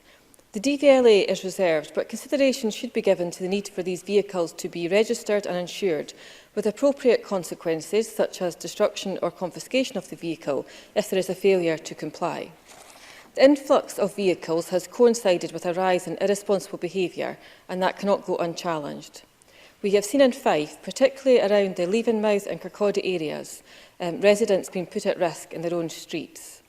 There has been the death of a much-loved pet, dangerous riding in parks and woodland walks, which is putting the rider and citizens at risk, and thousands of pounds worth of damage to local farmland as riders trespass on private property. We cannot let such irresponsible antisocial behaviour continue. I have been campaigning for some time for clearer rules and regulations so that those who are using off-road bikes understand the risks they are taking and the laws that they are breaking. I've argued for investment into diversionary activity and for the police to have the full range of powers to enable them to tackle this problem. For many riders, it is an ignorance of the law, but for others, there is a criminality involved. Bike theft is a feature with, at its height, an average of one vehicle stolen every 8 days in Fife. I have worked closely with the local police, and I would like to highlight the work of Inspector Tom Brown and the team in Leavenmouth, who have worked hard alongside the local community to tackle such antisocial behaviour. 32 bikes have been seized in Leavenmouth to date, and last year 21 people were charged with the illegal use of off-road bikes in the area. However, the police still face significant challenges. In a recent interview with a local paper, Inspector Brown made clear that such behaviour on quad bikes and similar vehicles are a threat to public safety, before raising concerns that someone will be killed by the illegal use of motorbikes and legislation needs to be changed to reflect that. We cannot wait until there is a serious or even fatal accident in the area before we take necessary action. So the current court system of issuing fines and points on a driving licence is a time-consuming and a lengthy process, and it's not always relevant to the culprit. We should be looking to provide the police with more options, including enabling fixed penalty notices to be issued to these riders, which would be a more immediate police response reflecting the crime. I raised this issue with the Minister in the Chamber just before Christmas, and I appreciate the productive meeting we had together this morning. I am meeting with the police and other partners in Fife tomorrow, and I hope that going forward we are able to work together to tackle this issue. Ultimately, safety is of paramount concern. Safety for the rider, but also safety for local residents. As both amendments highlight, fixed penalty notices and punishment can only be part of the solution. We must ensure early intervention addresses the root causes and tackles the activity before it becomes criminal. That's why I'd like to highlight the work of Kingdom Off-Road Motorcycle Club. Working in Leave and Mouth, they provide diversionary programmes and offer a safe and professional environment for off-road track users. Their work in the area is vital if we are to raise awareness of responsible riding and prevent antisocial behaviour. They are seeking support and funding to build an indoor track to ensure riders have access all year round. They have had support from the local authority, from the police and from funding bodies such as the lottery to support their diversionary work, but this is always a challenge. To tackle antisocial behaviour, we must look at innovative solutions to the problems we face, alongside considering changes to legislation, and that's why I'll be supporting the Labour amendment this afternoon. Thank you. Thank you. I call Richard Lyle to be followed by Margaret Mitchell. Thank you, Presiding Officer. If the Tories had thought that this was really important, they were allocated more time. I would like to begin by reflecting on the wider issue today, because fixed penalties for antisocial behaviour are a part of a wider gambit of powers and activity which our police service delivers in order to give our communities feeling safe. A priority which this SNP government are utterly committed to in terms of supporting that work and building communities safely. Of course, this is a priority which we see time and time again being recognised as we reflect on our record, with one of the lowest crime levels since 1974, more police on the streets, not less, like England. So in reflecting on the call today, we must recognise that whilst penalty notice are an important tool for tackling antisocial behaviour, they absolutely form part of a wider range of powers and initiatives. Police and local authorities already have that range of options available when tackling antisocial behaviour, and importantly, they have the ability to exercise discretion and judgement when using these options. This government, I know, supports work to reduce the damage caused by antisocial behaviour, tackling the symptoms, investing in prevention. For example, the Cashback for Communities initiative funds a wide range of projects, facilities throughout Scottish communities, including those experiencing antisocial behaviour. Since 2008, the Scottish Government has committed £92 million for Cashback for Communities. This type of diversity work and preventive spending is an effective tool in terms of addressing some of the concerns which the Conservative members raise. That said, the Government have stated that there is ongoing discussions with Police Scotland and local authorities to provide opportunity for them to explore options.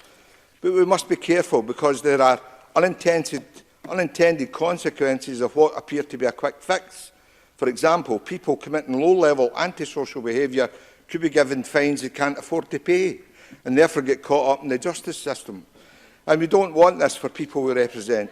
We need a proportionate and balanced approach. In my opinion, Presiding Officer, increasing fines is an easy fix. And I'm afraid to say it's the usual Conservative headline-grabbing approach, because we have a Tory party who wants to reduce income tax but then increase fines. Short, sharp shock. An old Tory saying, I wonder where I heard that before. Is this a new way of raising revenue? I would really be interested in hearing about the Conservative wider justice policy, and they should have given more time to discuss it, rather than this approach today, or don't they want to talk about it, because it isn't a simple issue. I served as a councillor on North Lanarkshire Council for decades. They're only trying to do is they've done to Mr Blackford down in Westminster. It won't work with me. It's one of the first, I was one of the first to have a dedicated antisocial task force department. And I can tell the Chamber, justifying antisocial behaviour takes a lot of work, needs more investigation, direct involvement by both council staff and police. Presiding Officer, the headline-grabbing motion, the Tories wanting to get tougher and introducing more fines to grab the right-wing press. But a competent approach it does not make. As far as I'm concerned, Presiding Officer, we on these benches will continue to have dialogue, ensure that we work with our partner agencies to have a comprehensive approach to tackle not only antisocial behaviour but crime across the board. And I'm very glad that I've upset the Tory party this afternoon. Thank you. I call on Margaret Mitchell to be followed by Shona Robertson. Thank you, Presiding Officer. Antisocial behaviour, whilst often referred to as nuisance crime, can have severe and deep-seated adverse effects on individuals, families and local communities. It can take many forms, ranging from vandalism, drunken behaviour to verbal abuse. This behaviour is intensified for council tenants and owner-occupiers living in flats, as the following two examples from my casework demonstrate. The first concerns an elderly lady who lived peacefully alone in her privately owned flat. Then the flat below was rented to individuals who used communal garden from morning to night to drink, smoke and swear. When my constituent complained, neither the letting agent nor the landlord took any action. But from then on, she was subjected to verbal abuse and intimidation to the extent she became reluctant to leave her flat. The police were called and were responsive, but could only ask her to continue to monitor and report the incidents. Eventually, in consultation with her family, she had to put her flat up for sale, with all the stress, upheaval and expense that entails. My other example involves a constituent who had lived in her council flat for 20 years. Then a couple moved into the flat directly opposite her. And from then on, my constituent and other neighbours' lives became a living hell. Despite rules to the contrary, the couple kept 10 pets in the fourth floor flat. Their antisocial behaviour included shouting, abuse at residents, putting litter through their letterboxes and playing unacceptably loud music. Several years on, the abuse continues, and my constituent is now suffering from depression, which is affecting her employment. It is therefore, very briefly, we've only got a short time, yes. Thank you, Presiding Officer. I appreciate that and I have every sympathy with the constituents, but I'm just wondering how increasing fixed penalty notices would help with that, and I'm genuinely asking. If you allow me to develop my argument, then I certainly will answer that. It is therefore deeply concerning across Scotland that there are 1,000 incidents of antisocial behaviour recorded every day. In North Lanarkshire, incidents are up by 2%, and Scotland-wide up by 5%. The Government rightly states in their amendment that measures to tackle antisocial behaviour need to include diversionary, early intervention and preventative activities, and antisocial behaviour orders were introduced by the Liberal Labour coalition as part of the 2004 Antisocial Behaviour Act. This included provision for parenting orders as intervention to help prevent further incidents of youth antisocial behaviour. In 2009, the Scottish Government published its antisocial behaviour framework, but it's unclear what measures have been put in force as a result of this, or whether parenting orders can still be used. And to answer Aileen Smith directly, in any case, there needs to be a balance between early intervention, diversionary measures and deterrent. And here, there has to be a tougher deterrent to tackle the more serious and persistent instances of antisocial behaviour, especially against a background of, according to the Police Federation, police being run ragged and at breaking point, frustrated they cannot respond to incidents due to a lack of resources. It is therefore for this reason the Scottish Conservatives are proposing an increase to antisocial behaviour fixed penalties notices, which would double from £500 to £100 for the most serious antisocial behaviour crimes. I would therefore urge the Parliament to support the Conservative motion this evening. Thank you. I call Shona Robertson before we move to concluding speeches. Shona Robertson. Well, thank you, Presiding Officer. Antisocial behaviour is, of course, unacceptable. No one in Scotland should have to put up with with abuse in any form, and the definitions of antisocial behaviour are wide-ranging and cover all manner of abusive behaviours. It can make people feel threatened, vulnerable, distressed, alarmed, harassed and more, and I know all too well from my constituency caseload the impact that can have. And we're all agreed that there is a need to tackle antisocial behaviour and, of course, its causes to prevent members of the public from having to experience the fallout from antisocial behaviour. Now, of course, fixed penalty notices are one way in which Scotland can deal with antisocial behaviour. The £50 on-the-spot fines for minor offences issued by Police Scotland form an important deterrent against offending and discourage repeat offences. And of course, they're already raised to £75 if not paid within 28 days. And fines are also steeper for other offences. And these steeper penalties reflect the seriousness of those offences. To this end, the existing policy approach already adheres to the tiered system which Liam Kerr's motion appears to seek. But they're not the only way Scotland can tackle antisocial behaviour. For a start, these penalties are issued after an offence has taken place. That could certainly act as a deterrent, but to truly tackle antisocial behaviour, we need to tackle the root causes of it, and that's what the Scottish Government is doing. Cashback for communities, for example, is a good example of that approach, reinvesting money seized from criminals directly into community initiatives for young people in local communities across Scotland by targeting support in areas of deprivation and social exclusion, with risks of becoming involved in antisocial behaviour from a young age being higher. That's supported with £92 million of Scottish Government support since 2008, and it's been able to deliver almost 2 million positive opportunities and activities for young people across Scotland. In Dundee, this has meant over £2.5 million being spent on projects, creating around 62,000 activities for young people in local communities, including sport, diversionary youth work, and creating initiatives in partnership with Creative Scotland. Yes, of course. Liam Kerr. I actually agree with a lot of what Shona Robertson's saying in the general thrust, but off the top of my head, I think there are still 43 incidents of antisocial behaviour every day in Dundee. So doesn't she at least agree that we should be trying something more like the two-tier system?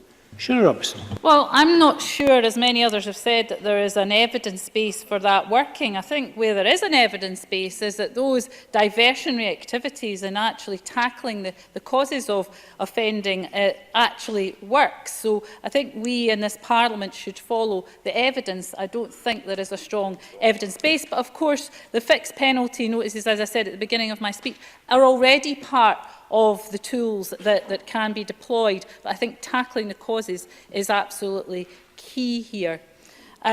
Research has shown, of course, that more adults feel safer. For example, they feel safer walking home after dark. The Scottish Crime and Justice Survey and the Scottish Household Survey shows us that the number of adults who believe antisocial behaviour is an issue in their area has dropped substantially. Fewer adults are seeing or experiencing vandalism or violence, and that is a good thing. And that, of course, goes beyond simply issuing fixed penalty notices. That's not to say, as I've said already, that they don't play an important role in tackling crime. They, of course, do.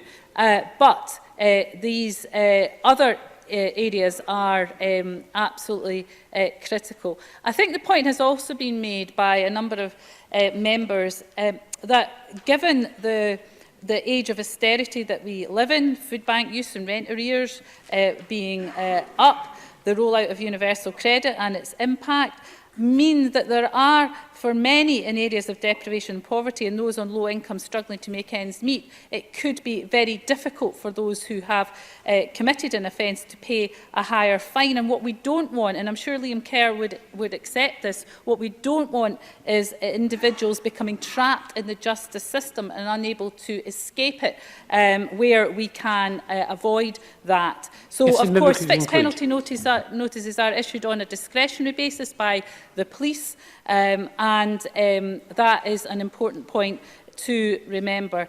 And we would all agree that Scotland's police should have the powers that they need to do their job effectively and help protect the public. So I think, as many have said, this is a more complex issue beyond fixed penalty notices, and that's why it needs to be seen in the context of that in this debate. Thank you very much. And we move now to closing speeches. I call Daniel Johnson to conclude for Labour. Thank you, Presiding Officer. I think this has been an interesting and useful debate. And I think there's been both agreement and disagreement. So let me start with what I think we all agree on. And first of all, is that early intervention is important. It's important that we intervene on behaviours before they escalate to the point that they're criminal. Likewise, I think we all recognise that the vast bulk of what the police actually do day to day probably isn't in the sphere of criminality. Therefore, giving them the tools they need to intervene is clearly important.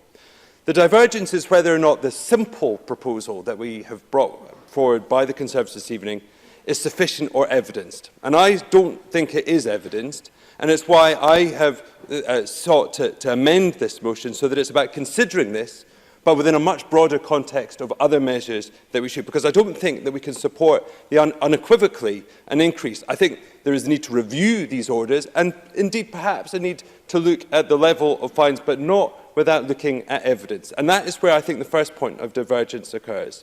And let me just highlight one point. I think on various sides of the chamber through this afternoon, the numbers of these orders issued have been used as evidence of either success or failure, that the decline of the use of these orders as a sign of failure from the Conservatives, and indeed the very same number is sign of evidence that crime is declining. I think it's much more complicated than that. Yes, it could be a sign that they're not being used properly, but I also suggest perhaps that it may also be a sign that the police simply don't have the time in order to deal with these issues because they're having to deal with other higher priority issues. But it is complicated, and I wouldn't like to say that definitively. What we do need is evidence. Likewise, I thought we had some good contributions from other members about whether or not an increase really would improve a deterrence. As John Finney pointed out, if you're talking about dealing with someone who's drunk and disorderly, does a doubling the fine actually alter their behaviour at all? I'm not sure it does. And likewise, I thought Richard Lyle put it very well, that if you double the fine and increase the chances of non-payment, and thus bringing someone into the sphere of the courts and criminality, are we making the problem worse? And these are the things that I think we need to consider before you would want to say definitively, one way or another, whether you'd want to bring forward a proposal like this. I think the second point of divergence is around the logic about how this works. And I think we do need to take care. I think, as Liam MacArthur pointed out, we do need to question whether or not there's a need for more serious behaviours and whether or not actually just the police powers of escalation are sufficient. I think that's an open question and one that would need to be probed. And likewise, again, just referring to John Finney's comments, I think the very fact that these are summary and don't have any form of appeal or redress, I mean, I think these are useful orders, but they are summary and I think complex, and we need to take care before we do. But finally, I would just like to point out the context. And I think that it is impossible to talk about these things without looking at the wider social context in which these behaviours and indeed criminality takes place. Poverty is the biggest single factor and contributory factor to crime. Disadvantage and inequality are the things that we should be focusing on if we want to tackle crime. And I would say to both parties who represent governments in this chamber to think very carefully about whether or not the decisions their parties are making are helping or hindering tackling these wider issues, whether cuts in social security actually improve the ability in the social context. And likewise, the cuts in local services in this city, over £40 million worth of cuts are being considered to local services. And I would just gently say to both parties, think whether or not you are making it easier or harder to tackle crime in making those decisions. Thank you. Thank you very much. And I call on Ashton to wind up for the government.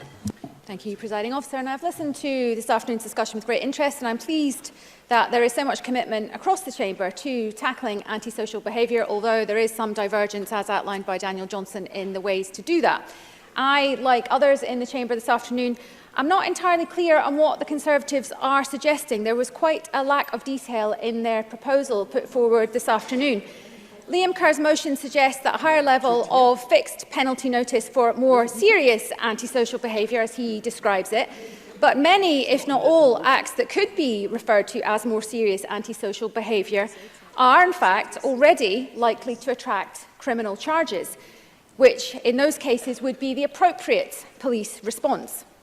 When considering whether there are benefits to change, we also need to make sure that the evidence supports it, as mentioned by a number of speakers this afternoon, and that there is a demand for such a change by those experts who work directly on these issues, and that we consider the consequences, both intended and unintended, fully before we move forward. But let us be in no doubt, we need to be taking a smart justice approach to resolving all of our social issues, and it's wrong to believe that a welfare-based approach means that people are not being held to account for their actions. It actually means that interventions are designed to divert the individual from a path that could lead to a life of crime, so that instead they can make a positive contribution to our country and also our future.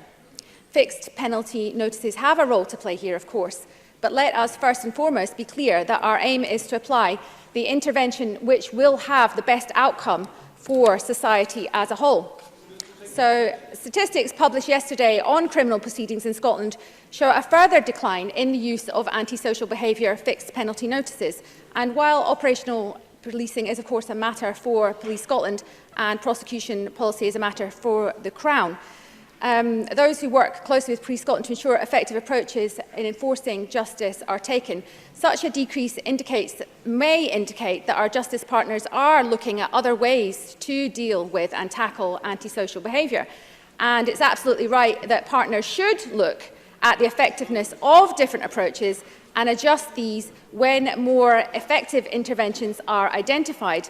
And we do not believe that a one-size-fits-all approach to tackling antisocial behaviour is appropriate.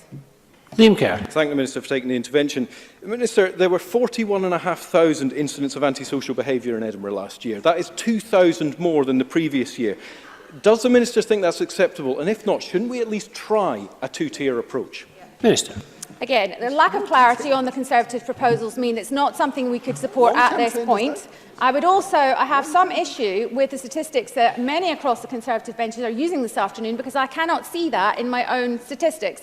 The long-term trend for antisocial behaviour is down. I know that the Conservatives, and I hear the Conservatives are laughing, the Conservatives like to use data from police force reports, which did show a slight increase last year. But this report from the first quarter this year shows that reports are down again. So that's why it's important to look at the overall long-term trend, which is down, which doesn't support what the Conservatives have been saying this afternoon. So, Presiding Officer, we recognise that antisocial behaviour doesn't remain static, that delivery partners need to continuously assess the best approaches available to encourage perpetrators to change their behaviour and to secure further reductions in offending through smart justice responses.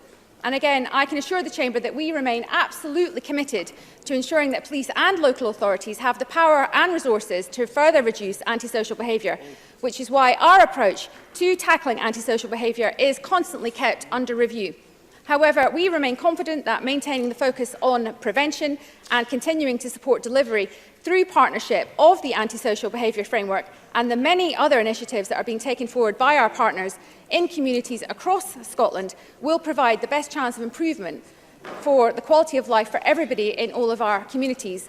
And let's not forget that all available evidence shows a long-term reduction in violent crime in Scotland, reconviction rates that are at their lowest level in the last 19 years, and recorded crime in Scotland is at the second lowest level since 1974.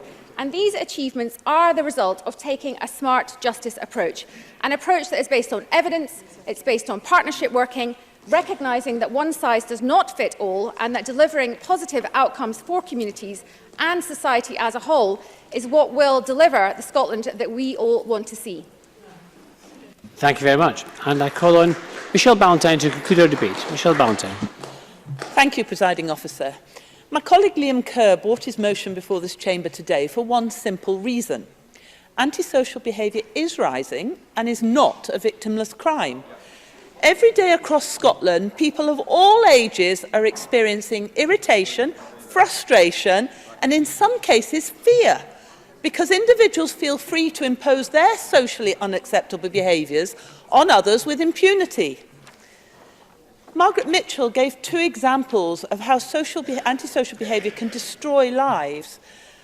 And following that, Liam MacArthur and Rona Mackay all said they did not understand the motion or why it had been brought, and the suggestion appeared to be that there isn't really any issue to tackle. Then, straight afterwards, we heard from Claire Baker, who described the impact of the misuse of off-road bikes. And it seems to me that a more significant fixed penalty notice would be perfect in that case. Liam Kerr has eloquently laid out the need for on-the-spot fines for certain categories of antisocial behaviour. And our motion today is a simple proposition that the single, not right now, that the single fine is too blunt an instrument to tackle such a complex issue. It doesn't allow the police to differentiate between low-level antisocial behaviour and a more serious incident that doesn't require then using court intervention. And we have heard that in other nations in the UK, there is a 2-tier system which gives officers greater discretion to deal with offenders, and this has attracted interest from Police Scotland. Now, there seems to be, in all the discussion here, and there's a hell of a lot of discussion going on right now, that actually, somehow, that antisocial behaviour is always around offenders who need great intervention. Quite often, it's individuals on a drunken night out. It is people hanging around in town that aren't set down on a life of crime, but their behaviour on that night causes significant concerns to the communities in which they live or the other people around them.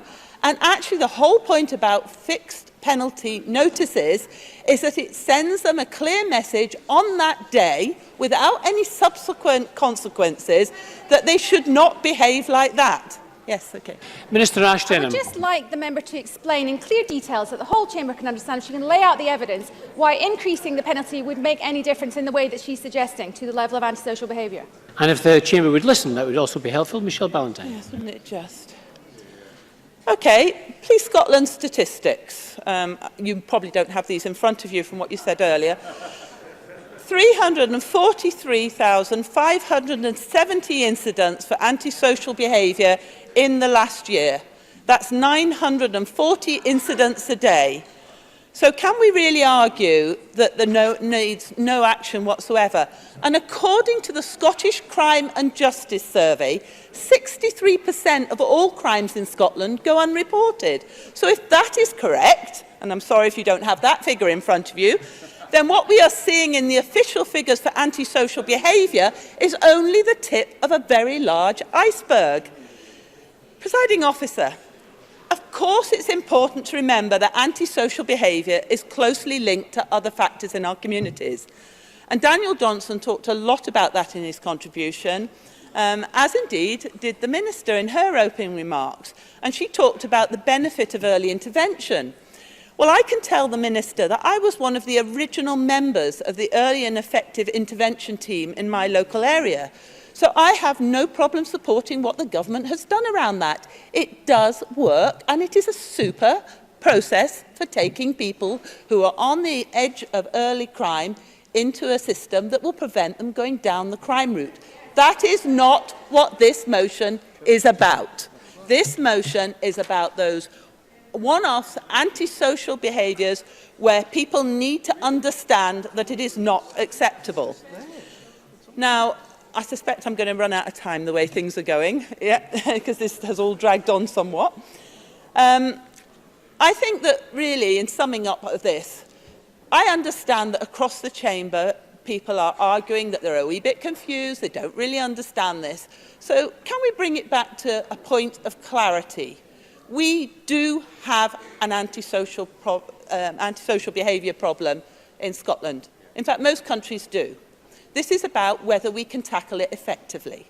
The government have brought forward some good policies, and I support those policies, as does the rest of my benches. This is not a criticism of what you have done to date.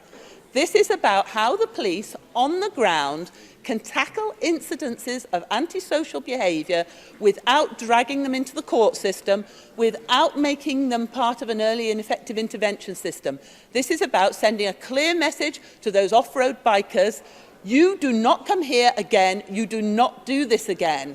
And actually, the current level of fine is worth it to get your off-road bike out for the day. And some people will happily pay that. A higher level of fine will make them weigh that up and say, do I really want to pay that amount for coming out on my bike?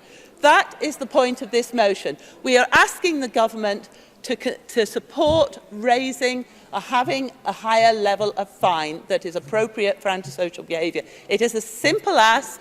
If the answer is no, what you're really saying, I think, is you recognise the problem, but you're not willing to take the action. So we will support the Labour amendment today. I support a lot of what you've said around the wider issues, and it has been mentioned by the others. But we would hope that the government would consider this, not just reject it out of hand by talking about their other actions that they've taken. Thank you. Thank you very much. And that concludes our debate on tackling antisocial behaviour. The next item is consideration of Business Motion 15623 in the name of Graham Day on behalf of the Bureau setting out a business programme. Could I call on Graham Day to move the motion? Moved, Presiding Officer. Thank you very much. And no one has asked to speak against the motion. Therefore, the question is that motion 15623 be agreed. Are we all agreed? We are agreed. The next item is consideration of Business Motion 15621, also in the name of Graham Day on behalf of the Parliamentary Bureau, on the Stage 1 timetable for a bill. Could I call on Graham Day to move that motion? Moved, Presiding Officer. Thank you very much. And no one has asked to speak against that motion. Therefore, the question is that motion 15621 be agreed. Are we all agreed? Yes. Thank you very much.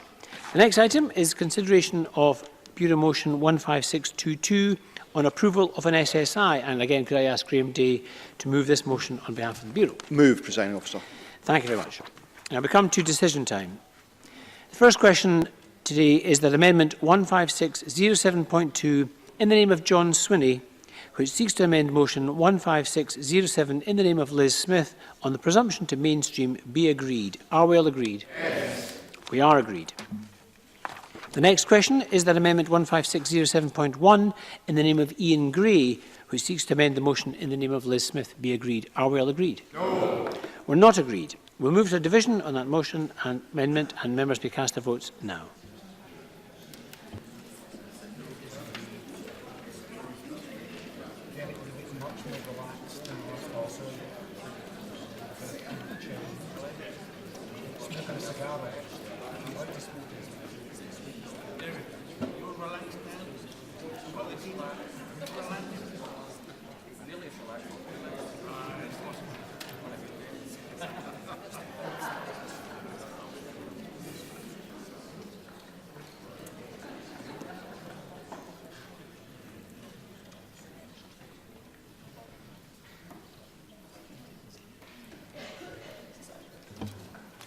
The result of the vote on amendment number 15607.1 in the name of Ian Gray is yes 27, no 92. There were no abstentions and the amendment is therefore not agreed.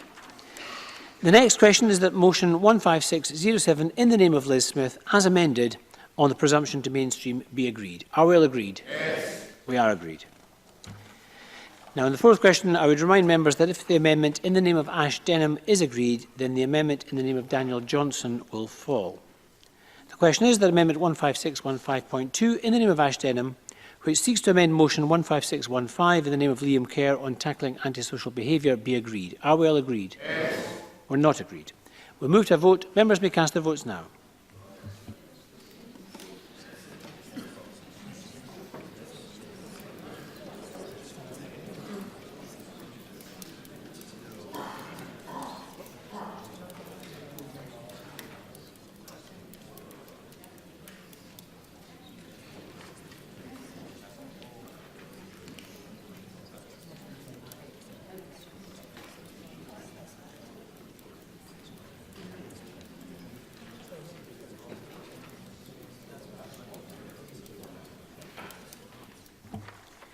The result of the vote on amendment number 15615.2 in the name of Ash Denham is yes 69, no 50. There were no abstentions. The amendment is therefore agreed. The amendment in the name of Daniel Johnson therefore falls, and the next question is that motion 15615 in the name of Liam Kerr as amended on tackling antisocial behaviour be agreed. Are we all agreed? Yes. We are all agreed. And the final question is that motion 15622 in the name of Graham Day on approval of an SSI be agreed. Are we all agreed? Yes. We are agreed. Now we're going to move now to, that concludes decision time, and we're going to move to members' business in the name of Gail Ross on equally safe at work.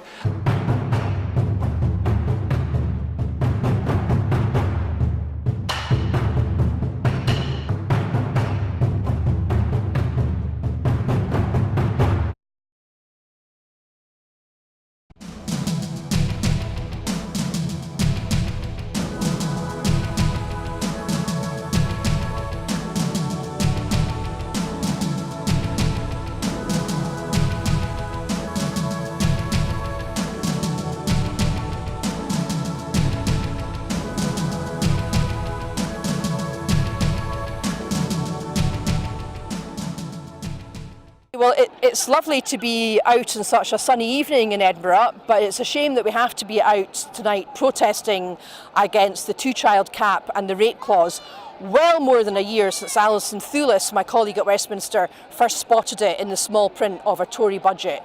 Very glad to see such a huge demonstration today and so many people still coming along 1 year after the rate clause came into force to show their opposition to this vile and despicable policy. The UK government have never been able to justify this policy, and we saw that this week with Esther McVeigh's pathetic attempts to say that the rate clause was somehow double support for women and that gives them some kind of chance to talk about the most appalling and disturbing experience of their life.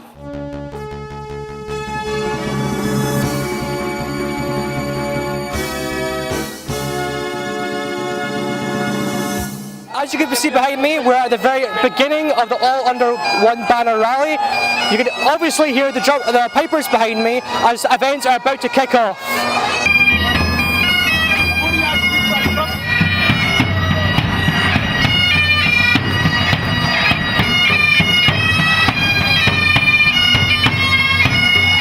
It's time to aim high, look resolutely outwards, and never, ever accept second best. Above all, it's time to believe that we can. We can build that better country we know is possible. And friends, we will. If you enjoy watching our programmes, please help us to be Scotland's independent broadcaster by signing up to become a Broadcasting Scotland supporter.